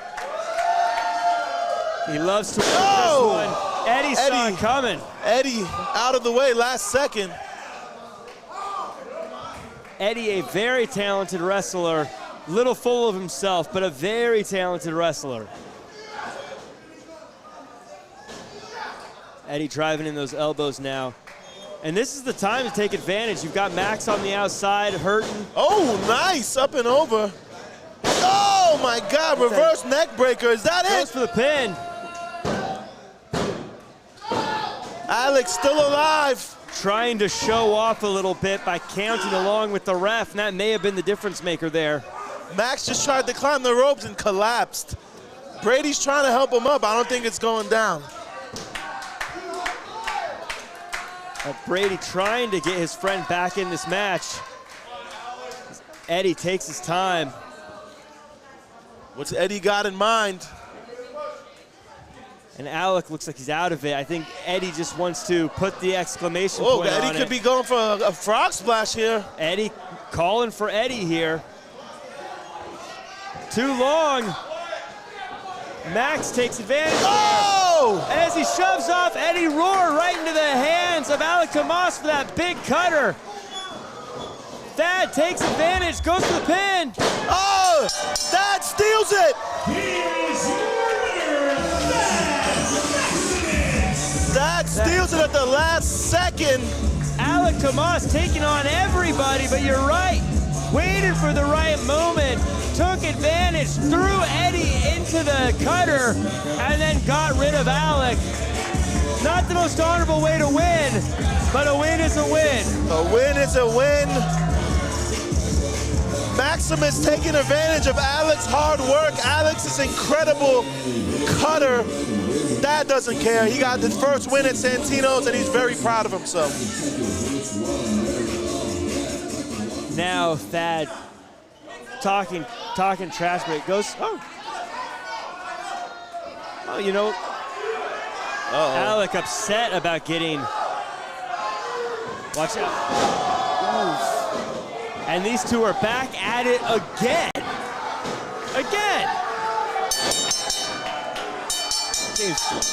This is sickening, these two. Just a couple guys who have no class. Thad should be celebrating his first win. Instead, he's letting Brady influence him. Brady lost his match earlier. Oh, here comes Darwin. Darwin Finch. Clearing out the trash. Clearing out the trash. Well, we have a pair of jerks on the outside, but Darwin not letting them do any more damage to anyone else. The punk rock Poindexter coming in, playing protector to Alec Tomas. We'll have to see what else turns out from this. But for now, we're going to send things over to a video from Cam Gates.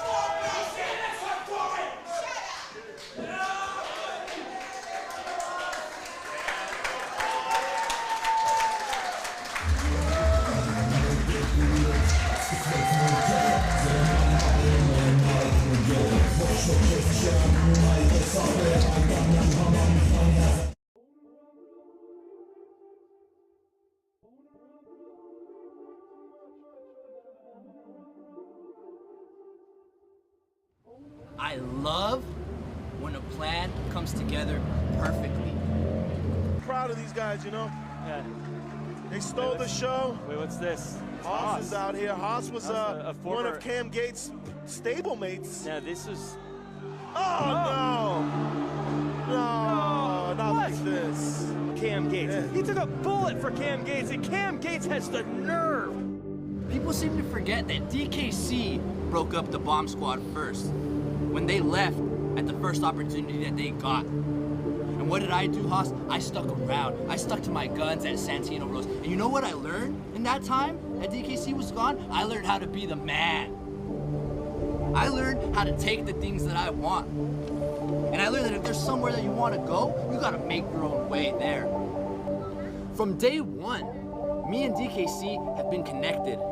We did our day one tryout together. We started on the same class together. We debuted together. We trained for hours and hours and hours, bounced ideas off of each other every single day. DKC was like my brother. And at Fight Night 7, I make my way through DKC. And after that, it's just a matter of time before Cameron Gates and CGK take over this whole school. Take over this whole company. And that's no bullshit.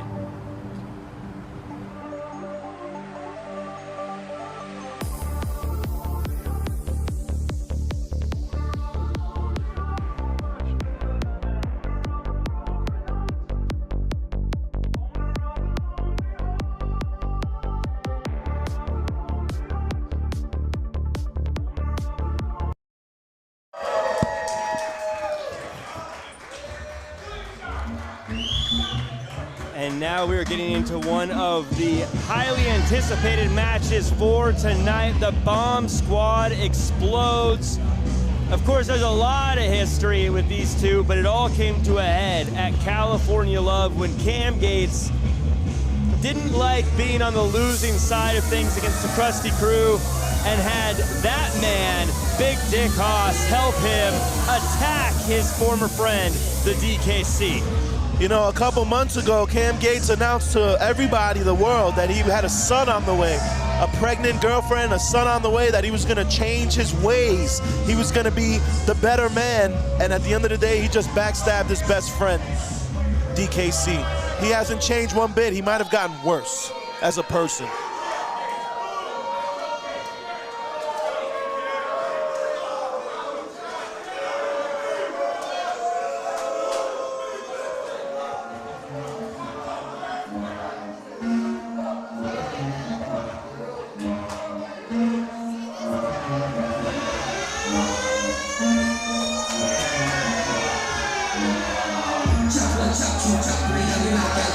And here's the DKC. DKC wasted no time.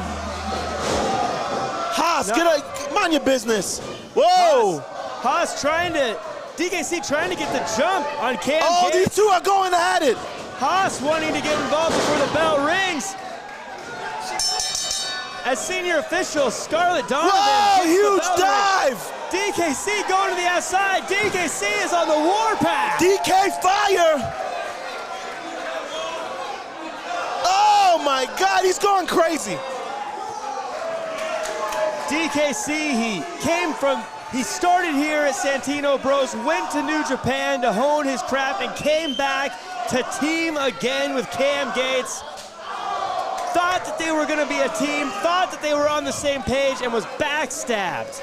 Backstabbed, and now he's furious and we're seeing him take it out on Cam Gates. These two wrestlers started together, Once upon a time, I was in a faction with all three of them.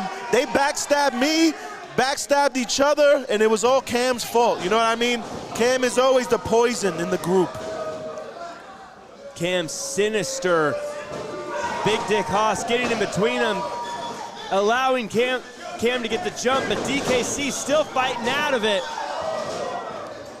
DKC with this fast-paced offense, beating Cam from pillar to post.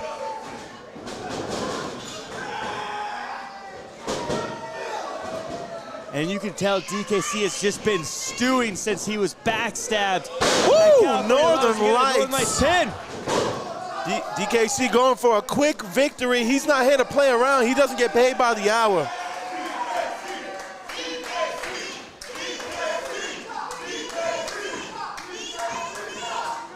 And this crowd loves seeing DKC, but what they don't like is Haas getting involved. What's Haas on the outside getting involved? Springboard. Oh, Cam catches him. Oh, backbreaker, holds on. Oh my God, sit down, Blue Thunder. Not enough. And that little distraction from Haas on the outside, I think, was enough to give Cam the advantage here. Yeah, you gotta wonder, DKC would have hit him with that springboard chop or Rana. DKC has a lot of moves he does off that springboard, and they're all deadly. They could all end the match. Nothing pretty about those elbows to the face of DKC is Cam really smarting from some of those shots earlier. Cam Gates, say what you will about him, incredible wrestler. Another reminder to everyone, the LA Rumble is coming at the end of July 29th. Tickets are available. It's the premier event of the year for Santino Bros. 30-person Rumble with the winner getting a shot at the Santino titles. We get a pin. Float over suplex. Cam is so proud of himself. But DKC, he's not going down without a fight, especially from a suplex, right? Too early to stop someone like DKC. You know, DKC, he left to go, as mentioned earlier, to New Japan, hone his craft, get better, get stronger. I talked to Cam Gates earlier, though. Cam Gates was saying he left to go get stronger at New Japan, but after California Love, who looks stronger now? You know, uh-oh, little arm injury possibly. Oh, he's just making believe. What a piece of garbage. Distracting Scarlett Donovan, so Big Dick Haas could get involved again. Showboating Cam Gates, oof. Known to dance once in a blue moon. You know, before the match, I was talking to Cam Gates and trying to get information on a beautiful Falcon arrow there. Another lackluster cover. DKC's nickname is DK Fire. He's OR. He's going to kick out of that. You better hook the leg if you need a chance to win. As mentioned, I was talking to Cam, and I want to talk about this match with DKC, but he's already dreaming about the LA Rumble. He's already talking about what number he's going to get. He's looking past this, and you can see it in the pin he just did.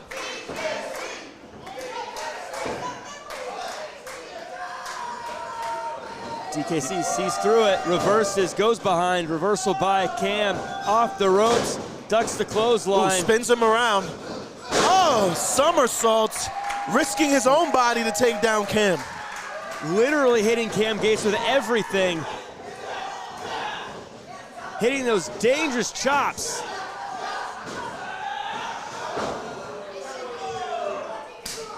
Oof, a tornado chop. He's spun 360. And you could hear the momentum adding to that chop. Nice leg lariat. These are two guys that know each other as well as anyone is going to know each other. Oh yeah. They've wrestled each other. They've wrestled together many times. There's no secrets here. DKC hitting those chops again, right into the neck. Big chop.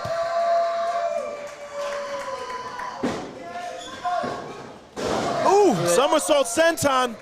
Is he gonna go for another? And you can. Oh, another one. Driving the wind out of Cam. Third time's a charm. Everything. Cam looks like he can't even breathe. Is this it? This goes to the pin. Big time kick. Big time kick. DKC can't believe it. DKC's mom in the background, draped up in New Japan jacket, New Japan gear. She's fired up for this match as well. Mama C, very proud of her son so far, but DKC is fired up. As you mentioned, nicknamed Fire, you can tell. This guy. There's his mom on the left. Oh, look. Haas grabs the leg. Come on, Haas, mind your business. Haas again. I mean, Cam Gates. Oh, flying kick. Is dangerous enough without someone like Haas on the outside. And again, that distraction, that momentary distraction. What does he have on his? Is this a vertebreaker? Oh my God! Right on his head. Dropped him down. DKC's out. Disgusting. This has got to be it. All because of that distraction from Haas. Oh! 2.99. That was about as close. Even Haas is. Haas. I thought that was it. I thought that was it.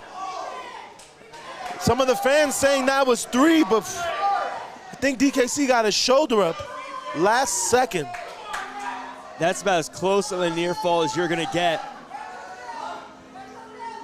Cam just disrespectfully kicking the face of DKC. DKC, again, someone who pushed Cam out of the way and took a double super kick to protect his friend before being stabbed in the back. This is years in the making. DKC finally unleashing on the man that betrayed him.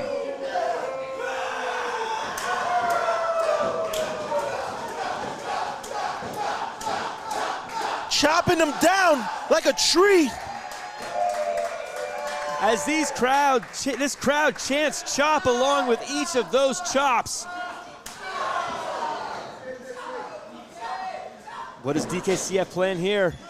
Oh, dodge right on Haas.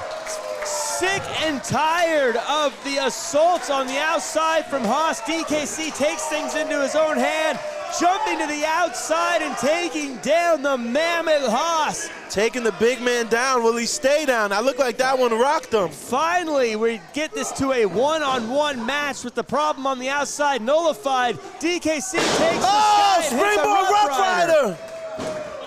Cam's out. Can DKC get to him? Hooks the leg. Oh! Follows up into the triangle. Triangle trying to choke him out, possibly break that arm as well. Haas. But Haas is on the outside. Trying to get involved here. He's tapping, ref. Turn around. Scarlett. DKC thinks he's won it. Well, he should have. Cam tapped. Haas trying to get involved even more. Big drop kick. DKC fighting him off. As Scarlett has ejected Haas. Haas is out of here. Going to the back. Oh no. Oh, counter. Into the triangle. Back into the triangle. Is he gonna tap? Back into the triangle. He's fighting it. He's nowhere near the ropes. I think he's trying to reach the ropes. Is this it? He's almost got the ropes. He's trying. Reversal. Spin through. Dragging him to the middle. Will this be justice for DKC? Will he finally have he taps! And he does. Here is your winner. Incredible. Slice, finally retribution for DKC after being backstabbed. Retribution for all of us who trusted Cam Gates. DKC gets it done and puts away Cam Gates. DKC making Santino Bros, making New Japan, making everybody, making his mom. His mom is here, making her proud, getting retribution and revenge against his former best friend, Cam Gates. Well, Mama DKC has to be proud of her son. But for now, we're gonna get ready for our Inner City Championship. We're gonna send it to a video to show you how we got here.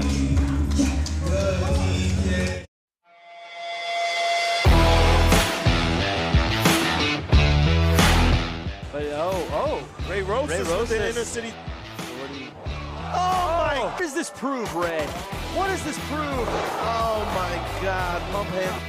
I didn't think that they were going to move on to the next flavor of the month, flavor of the week. Forget about a well-established name like Ray Rosas. And we're not in the future. We're living in the now, and the now belongs to Ray Rosas.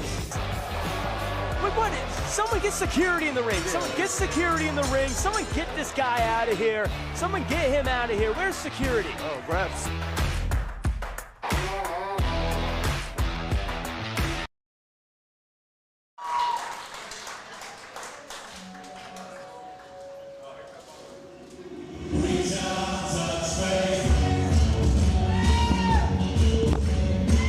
Slice. Ray Rosas made a surprise return at California Love. Entered the scramble to win a shot at the Interstate Championship. Was able to do that.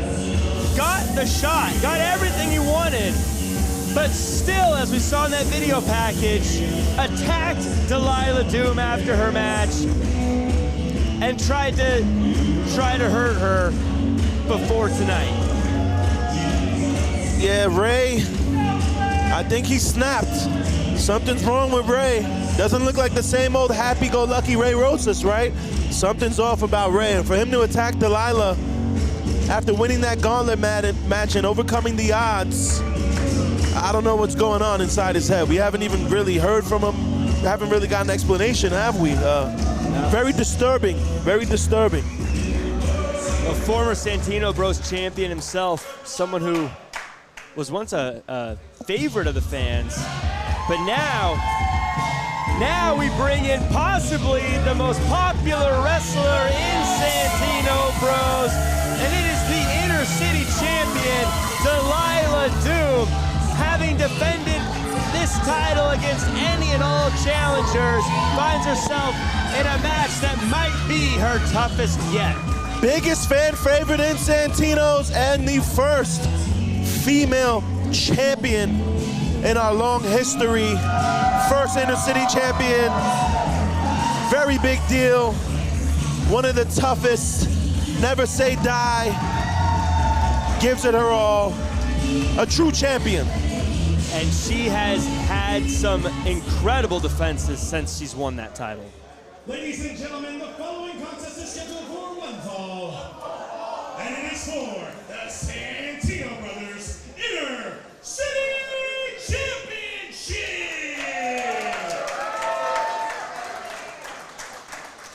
Introducing first, the challenger.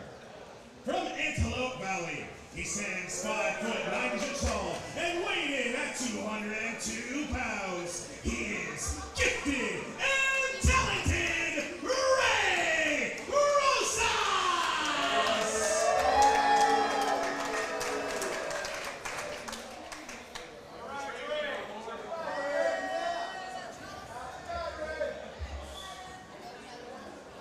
And introducing his opponent, from the Richard Simmons Academy of Aerobics, she stands 5'1" inches tall and weighed in at 135 pounds. Along with her thick thighs and jazzercise, she is the reigning and defending Santino Brothers Inner City Champion, Delilah Doom! Fans going crazy for Delilah. Tall task ahead of her here. Someone who's as experienced as it gets. Yeah, Ray Rosas, possibly one of the craftiest veterans here at Santino Bros.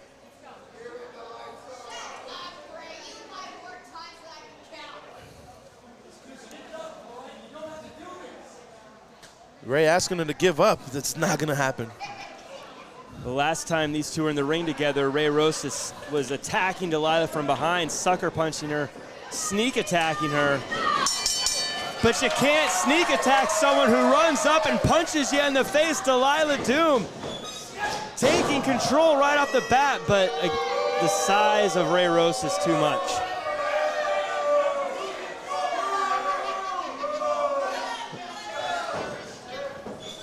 You know, Ray Rosas roll up. Goes for a pin. Too early to get the win there.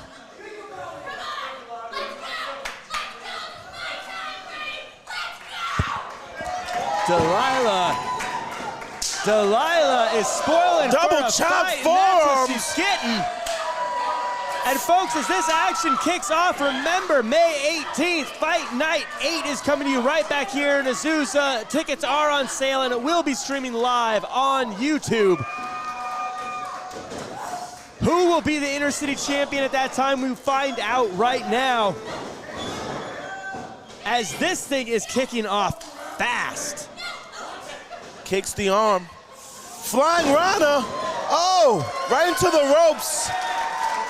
Could this be setting up for the Star 69? Ray Rosas sees it coming, gets out of it. Delilah rolls up. Him down. Magistral cradle. Oh, rolls him up. Going for a camel clutch. Camel. Oh, forearms across the face. Delilah is pissed off at the attack she suffered at California Love. Goes for the pin. 2 count early. She might have cracked Ray's nose. Those vicious forearms. Ray is railing on his knees now, trying to figure out where he is.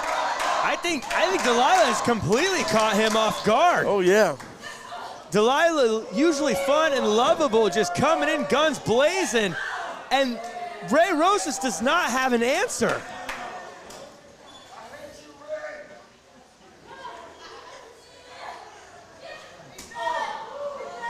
Ray moving very slow.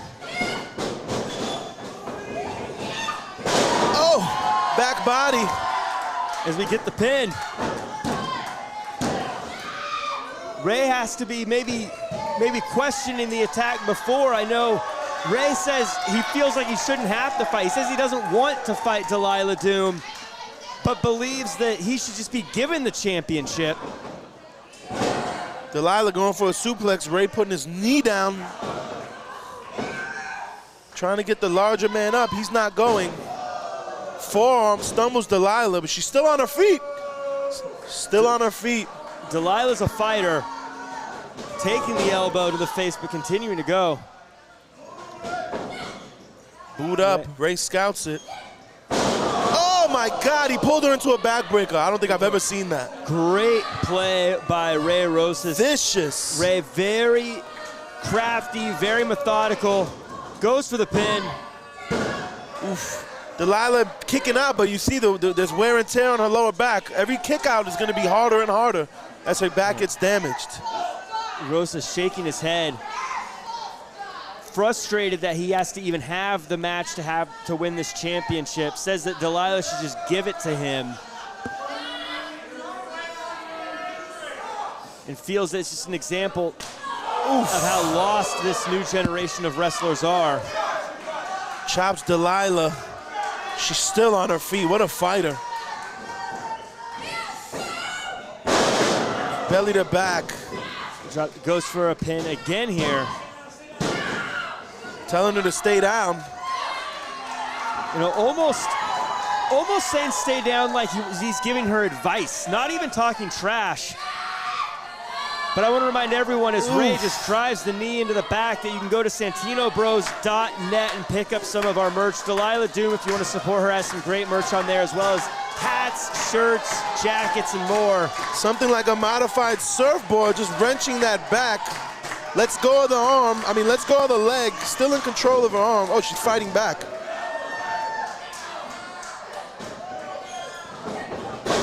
Oh my God! He clotheslined her right onto his knee. This goes for another pin. You got to be worried about Delilah's back.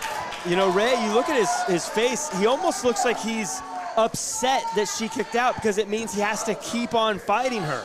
Not even upset that it didn't work, but upset that she's not letting him win. Yeah, I don't think Ray wants to work hard to beat her. He just wants her to bow down to him, almost like he's trying to give her advice. Huge stomp across the spine. Working that back over. Just methodical Ray Rosas' approach. Just trying to to break the back of the champion, both metaphorically and physically.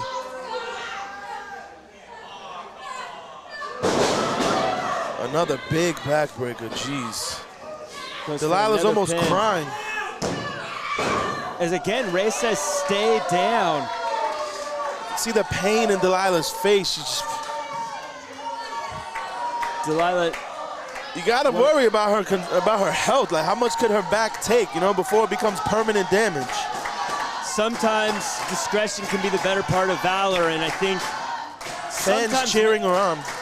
The fans don't want her to give up, and I know Delilah isn't the kind of person to give up, but you're right. At what point do you start to say this? At what point do you start to say you need to think about the long term? Yeah. There's no one to throw in the towel for her either, you know? As long as she gets up, the ref is not going to stop it either, right? The ref isn't going to count her down 10 if she keeps getting to her feet. And believe you me, Delilah will keep getting to her feet until there's like no breath left in her body. Delilah reaching out to the fans. But Ray goes right back to work with that body slam. Picture perfect body slam.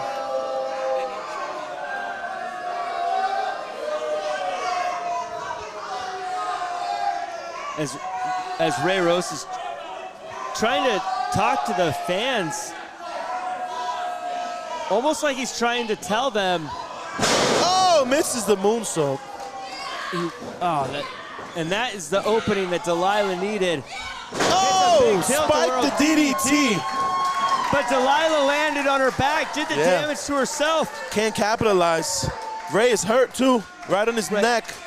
Ray looks at it. Ray looks like if Delilah had been able to pin him, that would have been it. I think that was one of those moves that took Ray out for a little bit, but the damage done to Delilah's back, I think any move she tries to do from this point on is going to cost her at the same time. Yeah, she still hasn't been able to capitalize, still hasn't been able to roll Ray over and go for a pin. You know, that's how shows you how much her back is messed up right now. Ray, it's coming to life here, figuring out where he is. Ray still realizing where he's at, going right back to work. Returning fire. Delilah sick of taking all this punishment.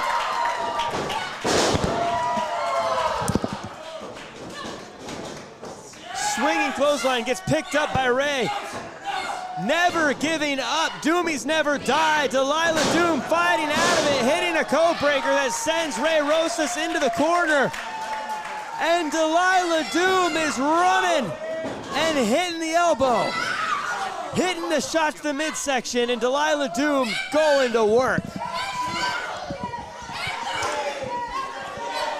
Ray counters. Sunset flip. Oh, I think his head hit the buckle. Delilah Doom, big knee to the face. As Delilah goes to the pin. Not enough, not enough. You know, Ray wanted to be handed this championship. Ray wanted it to be given to him because of who he is. But he's realizing right now that Delilah Doom is not the kind of person that gives up anything. Delilah back on her feet. True champion, Issa Enziguri. Still on her feet though, I could say it forever. Ooh, dropped hold into the ropes. Ray tried to get her from behind again. She saw it coming. Hits the star 69, and that's a callback for you. And now Delilah trying to put a bow on it. Reversed jackknife pin. Did he steal it? Oh no. Hangs on. Not getting up pedigree, and that move has won championships all over the world. Goes to the pin. Split second kick out. Delilah can't believe it. As Delilah hitting so much offense, but Ray Rosas finding a way to stay alive. You look at the face of Delilah Doom right now, and she is exhausted from the damage she has taken to her back, from the moves she's been doing. She has used every ounce of gas in the tank, but now she needs to use the fumes if she wants to get through this battle with Rosas. Possibly going for a backslide. Ray won't go. Ray realized. Ray grabbing her knee pad. Missed the line. Little underhanded, but it works as he pulls down his elbow pad, hits her with the bare Oh elbow. my God.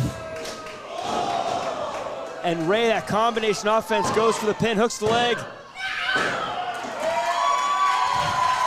And Delilah Doom will not be denied here at Fight Night 7.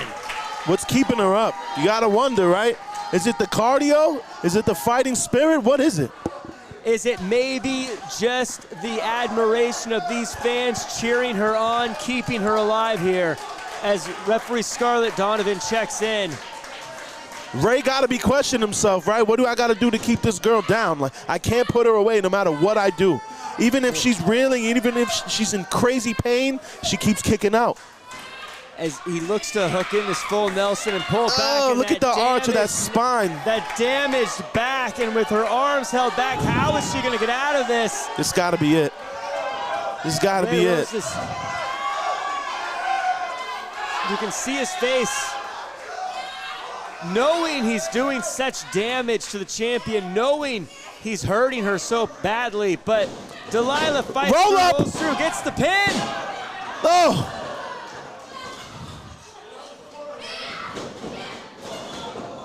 Ray sees it coming, ducks. Again, that midsection. Oh. Kicks her right in the back of her head. And it's a kick like that that can put someone down. Oh, yeah. Put you out. Hitting the back of the head. Dangerous. There's a reason you're not allowed to do it in boxing. But Ray sees where she's at. Ray sees where Delilah Doom is as he climbs to the top and he looks for that. Delilah's helpless. Oh, she's up. Ray's crotch first onto the steel buckle. With that last gasp of energy, just barely hitting the ropes, stopping Rosas in what probably would have ended the match had he hit an elbow drop, which I'm sure he was going for.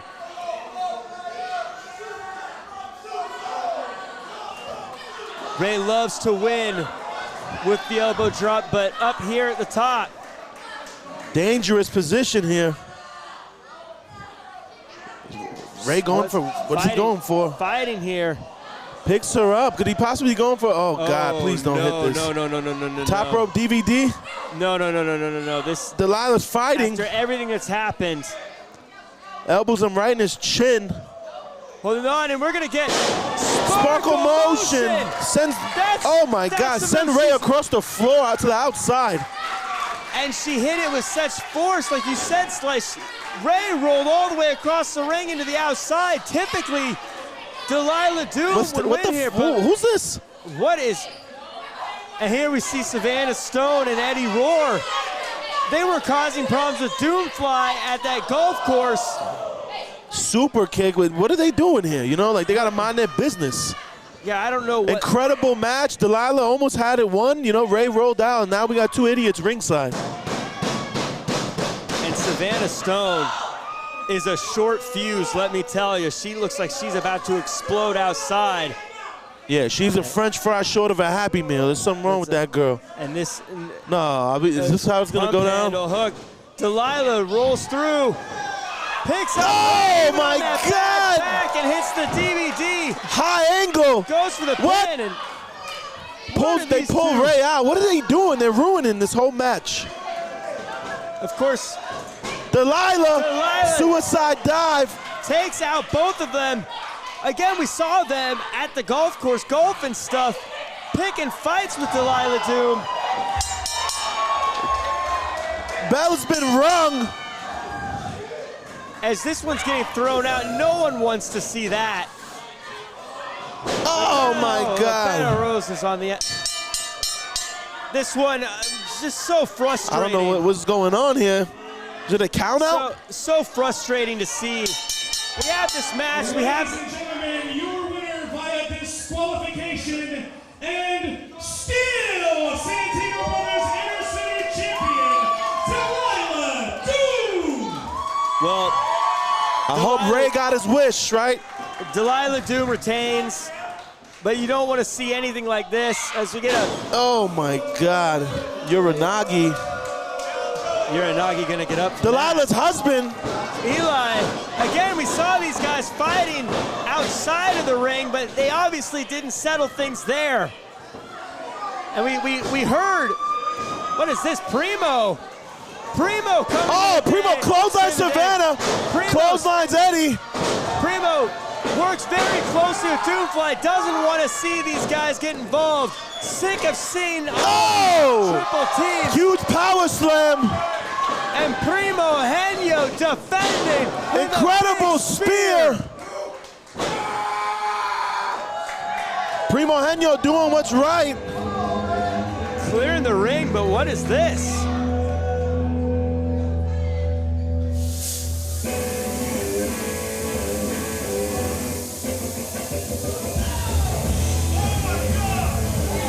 Is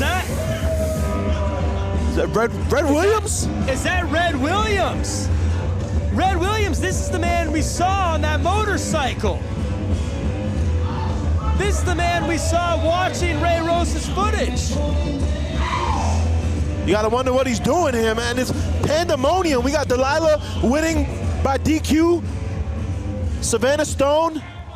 Eddie Roar. Who's he here for? What's Primo walks right by Primo. Oh, it looks like he's gonna give some vengeance to Ray. Right towards Ray. We saw him studying Ray's tape.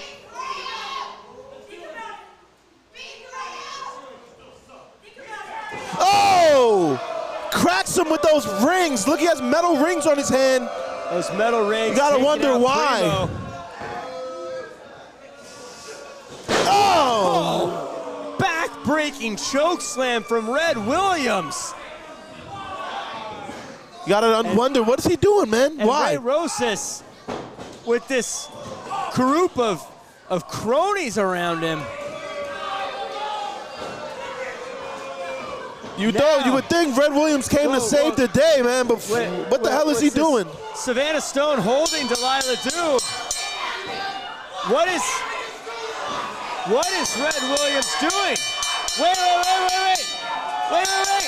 Oh! He broke his arm. Oh, look at his arm. Oh my God. He's supposed to bend that way. Eli Everfly, I've never seen him in that much pain. Someone get him out the I gotta get security to get him out the ring, bro. Where? He might have broke his fucking arm. No, that is bad. That is really bad. This is disgusting. This is disgusting. Listen, Ray Rosas didn't win the title, but he's definitely sent a message. You gotta wonder what these people are doing with Ray. We gotta Savannah, Eddie, Red. What the fuck are you doing with this guy? We gotta take a quick commercial break, guys.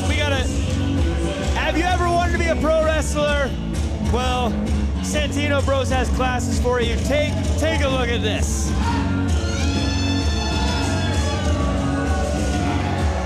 Despicable. This is despicable.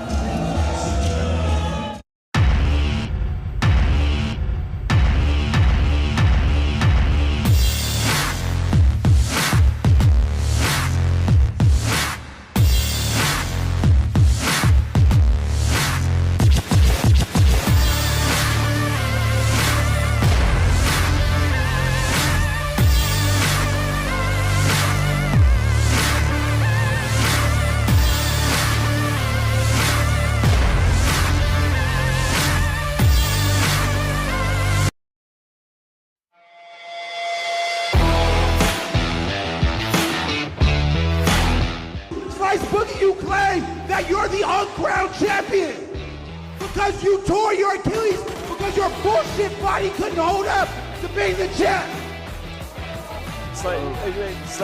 As far as I'm concerned, Slice Boogie, you're nothing but a piece of shit. Slice Boogie, the man who never lost the championship, has just taken a never lost the championship, has picked Arsenic up, and he is a dead-ass driver.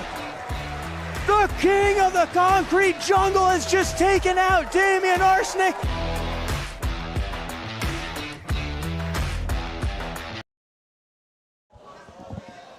Well, as we saw there, Slice Boogie, the end of... California, are you guys ready for your Fight Night 7 main event? No, Azusa, California, are you ready for your Fight Night 7 main event?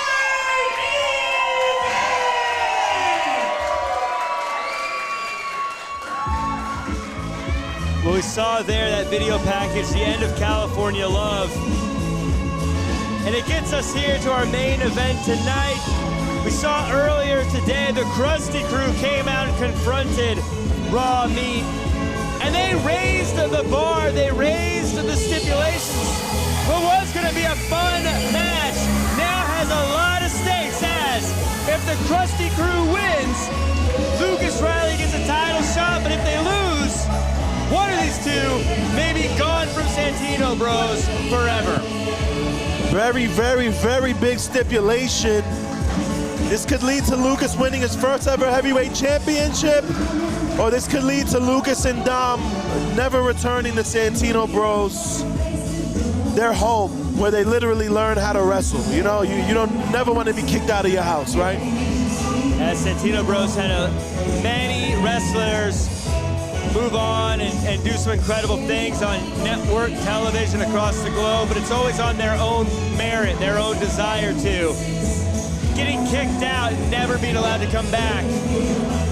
Very dangerous play, but it's wrestling's about becoming a champion. They're putting it all on the line. As they say, no risk it, no biscuits.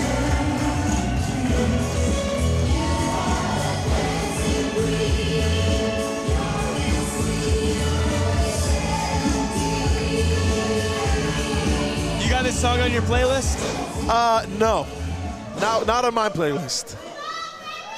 Great song though, right? At least that's what I've been told.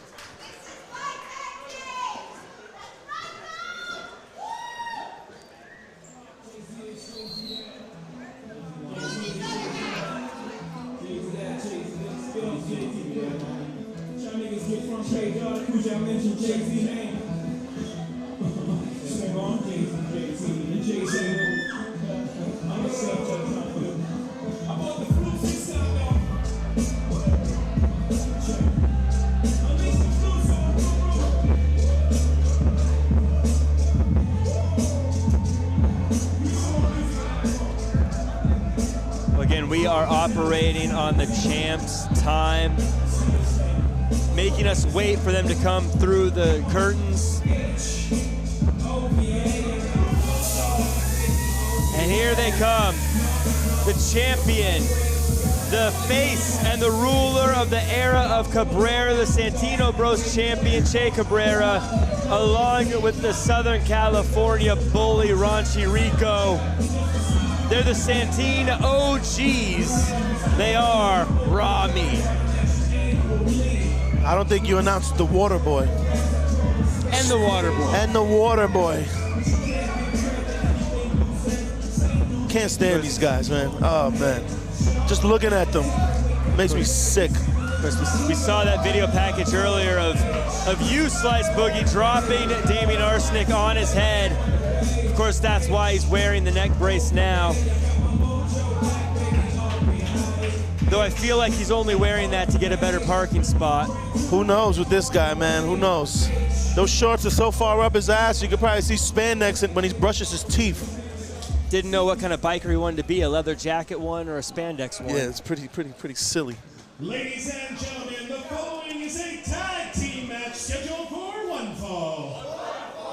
Where if the Krusty Krew wins, Lucas Riley will receive a future shot at the Santino Brothers Heavyweight Championship. But if they lose, the losing member will be banished from Santino Brothers. Big implications. First in the corner to my left, at a combined weight of 355 pounds, Tom Kubrick and the Gravity Renegade, top-notch Lucas Riley, the Krusty Krew!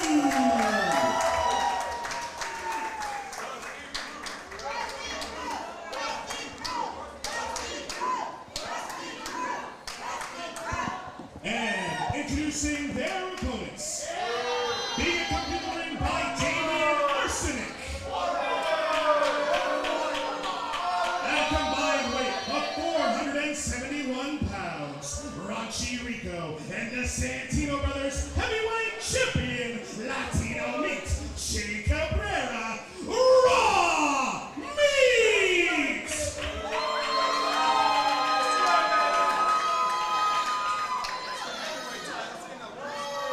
As we're about to get this main event underway, I do want to remind everyone to use the hashtag Santino Bros. Go ahead and share the link, share the show on social media, chat about it there. Let everyone know you're a fan and drive them back over here to the YouTube channel, youtube.com/@SantinoBros. Krusty Krew coming off of a show-stealing performance victory over Cam, Gates, and DKC at California Love. But Che Cabrera also coming off a big victory over Willie Mack. So, you know, a lot of momentum going both ways. See how this plays out. Raw Meat, two guys that have really been a part of Santino Bros from the very beginning. Really helped build this place up. That's why they call themselves the Santino OGs. I think it's pretty clear here this is going to be a battle of speed versus power. Of course, that's not to say that Che Cabrera can't move fast. Lucas getting the fans behind him, getting that little extra bit of adrenaline. That could help sometimes, especially in the beginning of a match.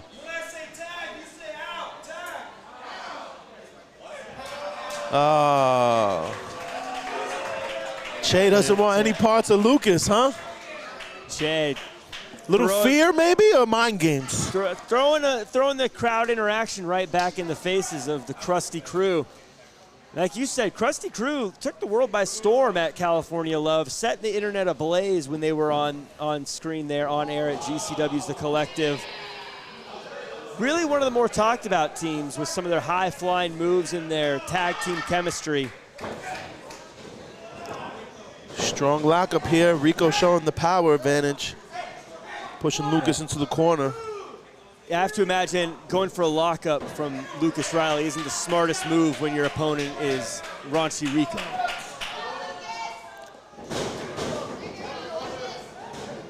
Rico so strong, so brutal as well. Rico going for the ropes here. You see him working the hands there as he gets his spritz from the water boy. Get some toilet water sprayed in his mouth.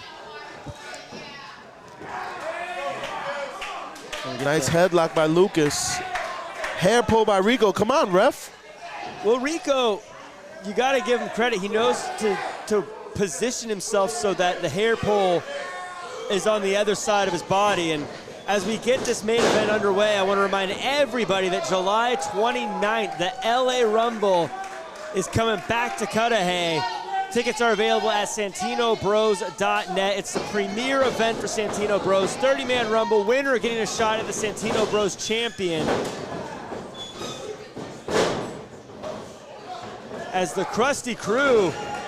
Oh, incredible Rana. Rico goes flying. Takeover by Dom. I think they had a blind tag. We just didn't see it. That's how smooth they are, right? They are so smooth for a team that is relatively new. Dom, every time I see him, looks like he adds more muscle than the last time. Yeah, Dom is strong as an ox. Maybe able to match Rico and Che's power, but I'm not sure. Those are some big boys. Yeah, Che's very, very powerful. Rico, another in enemy chop. territory. Rico pulls them into each other. Ooh, big right hand. I say the thing about Rico is he's not just strong, he's vicious. He's smart. He's been through it all. He's a vet for a very long time, over 10 years in the business. There's not a lot of things he hasn't seen, right? He's very well prepared. Che Cabrera is... Oh, roll up. Oh, doesn't go for the pin, goes for the double stomp right on the Che's chest. A very big chest, but that's a large target, right? You could throw a bottle. You could throw a bottle with your eyes closed. You probably hit him in the chest. Big boo by Dom, in control. This team being very smart again. Quick tags, keeping things moving, not allowing someone like Che, who's so powerful, to get too much control. Mule kick, springboard. Whoa, nice springboard moonsault out of the corner. Che's back up. And I think this tag team got the champion off guard. Ooh, springboard spear off the bottom rope. I say it every time I see Dom. He's not dangerous from anywhere. He's dangerous from everywhere. Very, very unique, awkward offense that you might not be able to scout for.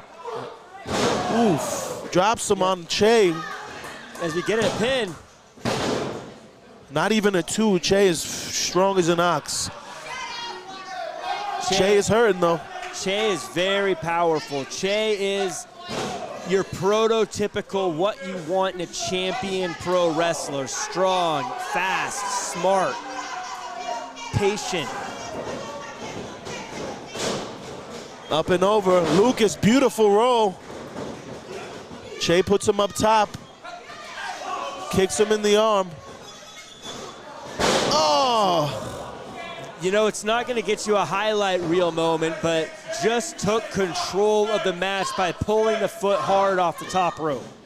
That's the kind of strength that Che Cabrera has. Yeah, he stopped Lucas's momentum. Lucas was rocking and rolling, and he just stopped him dead in his tracks. Humongous flapjack. Rico puts Dom down. Is he going to capitalize with a cover? He just wants to inflict more punishment. Stomp in the hands. I always say Rico's one of these guys that if he didn't get paid to fight, he'd still be fighting people anyways.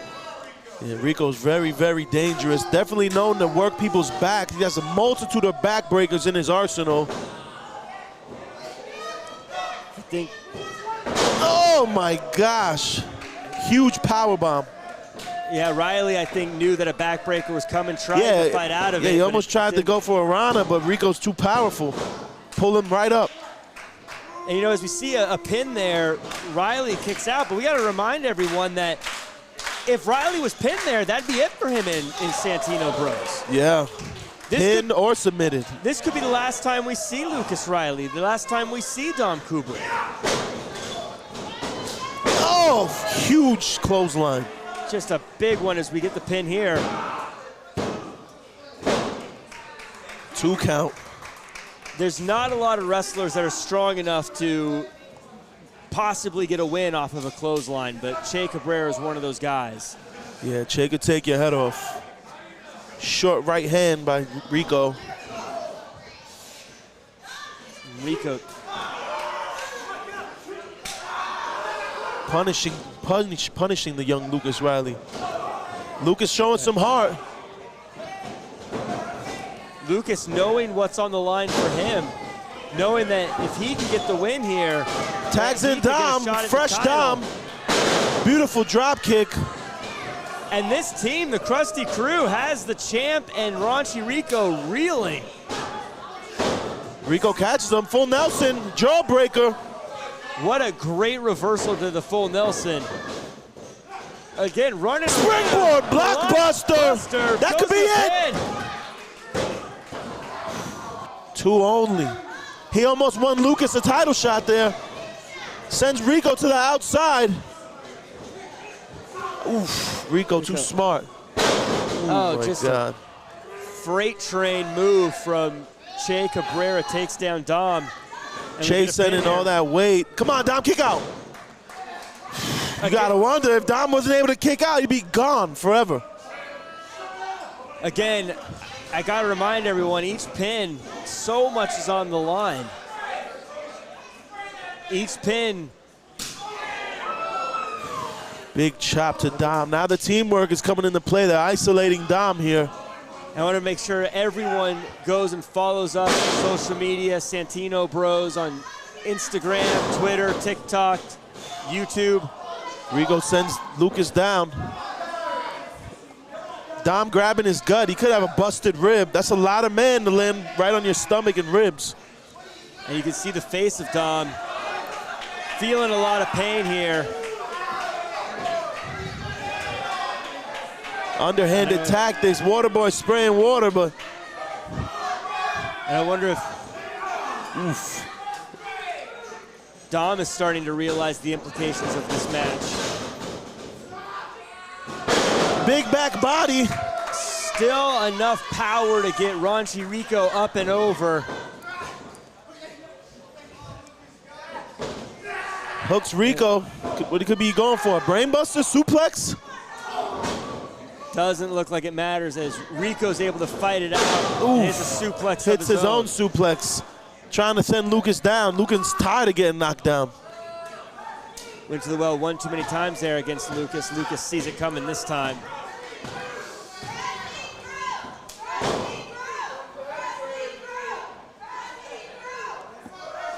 The fans getting behind the Krusty Krew, getting behind Dom Kubrick. Dom Kubrick. Oh! The best. Listen, I hate Che, man, but that flying shoulder tackles, it is a thing of beauty. Maybe the only thing he does that I like, all right? Oh my gosh, that was almost it right there. One of the best shoulder tackles in the game, gets so much height there. Dom had to kick out, man. Dom, you got to wake up, Dom. Come on, Dom. Dom not only needs to get through this for his friend Lucas, but also for himself. How devastating would it be? Oh. How devastating would it be for Lucas to see? Oh, this could be it. Pin? Oof. Still some fight. If Che was to pin Dom Kubrick, what would happen to Lucas Riley, knowing not only does he not get the title shot, but he possibly cost his friend a career here at Santino Bros? Yeah. How would he be able to live with himself? How would he be able to handle that? Rico working the back, and I told you, he has all those backbreakers. And for Dom, as he drops down again on his back, and for Dom to cost his friend an opportunity at a shot. Oof, knees him right in the back. To lose his opportunity to continue to compete here at Santino Brothers. Another knee, this time in the upper back. He's trying to work the whole back. Oof. Kicks him in the spine, disgusting sound. And there's only so much damage one man can take, only so much pain one person can take. Dom on the apron. This is definitely not a safe place to be. You gotta hope he gets off this apron. He's gonna get off the apron, just not the way he brings him right wants. back in. High suplex. And the thing about Che Cabrera, I said earlier, is his patience. He doesn't rush things. He goes through what he knows works. He uses his power. He puts himself in position. He doesn't freak out when things aren't going his way. It just makes him so dangerous. Che going for a superplex. Dom trying to fight him off. Trying to hit him in the gut, hitting him in the back.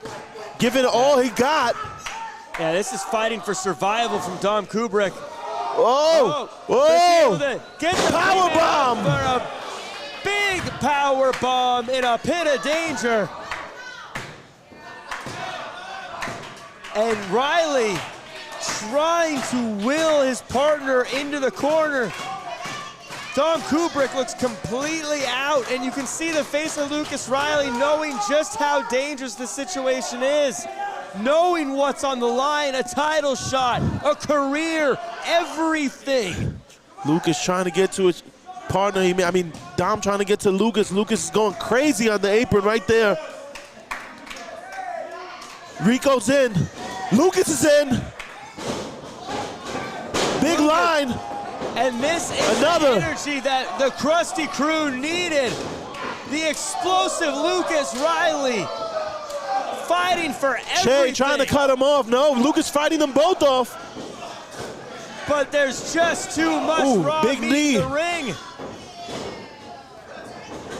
Through the legs, trips up Rico. Oh, flying knee as he jumps off of Rico's body. Che's down. Lucas Riley gets out of the way, gets raunchy Rico. Goes for a tornado DDT. Springboard, missile drop kick. That's what friends are for. Dom Kubrick comes in. DDT! off of his partner, Tornado. Dives for the title shot. 1, 2. Oh! 0.02 seconds away from a victory for Lucas Riley and Dom in a title shot. And we were half a second away from a new #1 contender.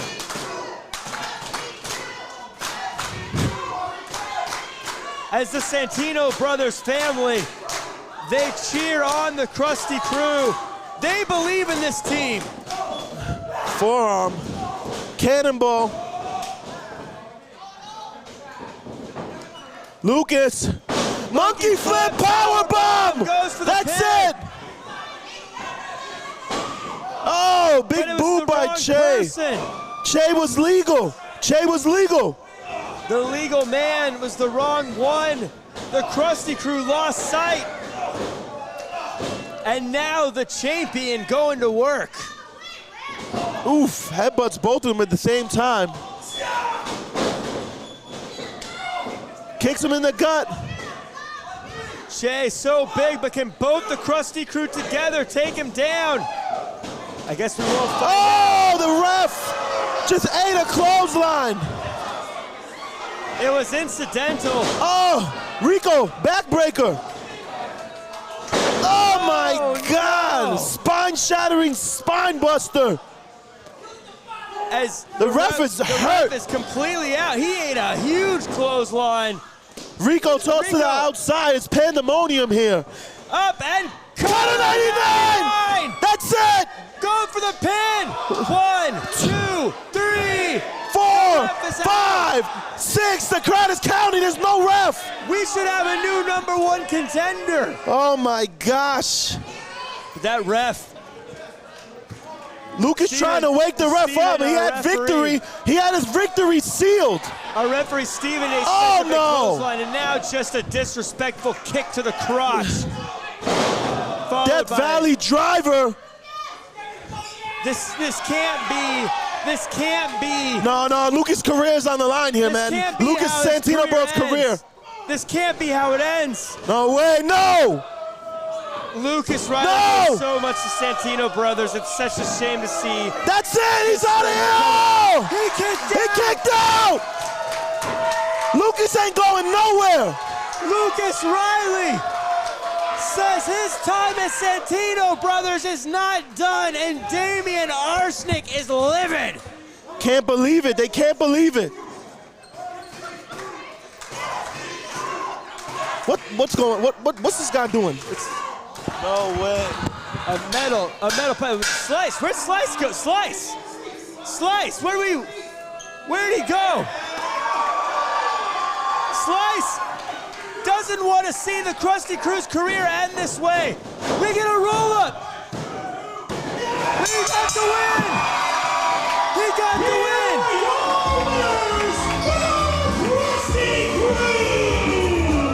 And in shock and disbelief, Slice Boogie coming to the end of the Krusty Krew. But Lucas Riley has done it. Lucas Riley has got the pin, and he will get a shot at Che Cabrera's Santino Brothers Championship. He is your #1 contender. Fight Night 8, May 18th, right here in Azusa. You've got to be here. What an incredible moment. The Krusty Krew does it again. Lucas Riley, your #1 contender. Slice Boogie, the enforcer. It has happened, ladies and gentlemen. Thank you so much for joining us here at Santino Bros. Fight Night 7. Join us May 18th, Fight Night 8, here in Azusa.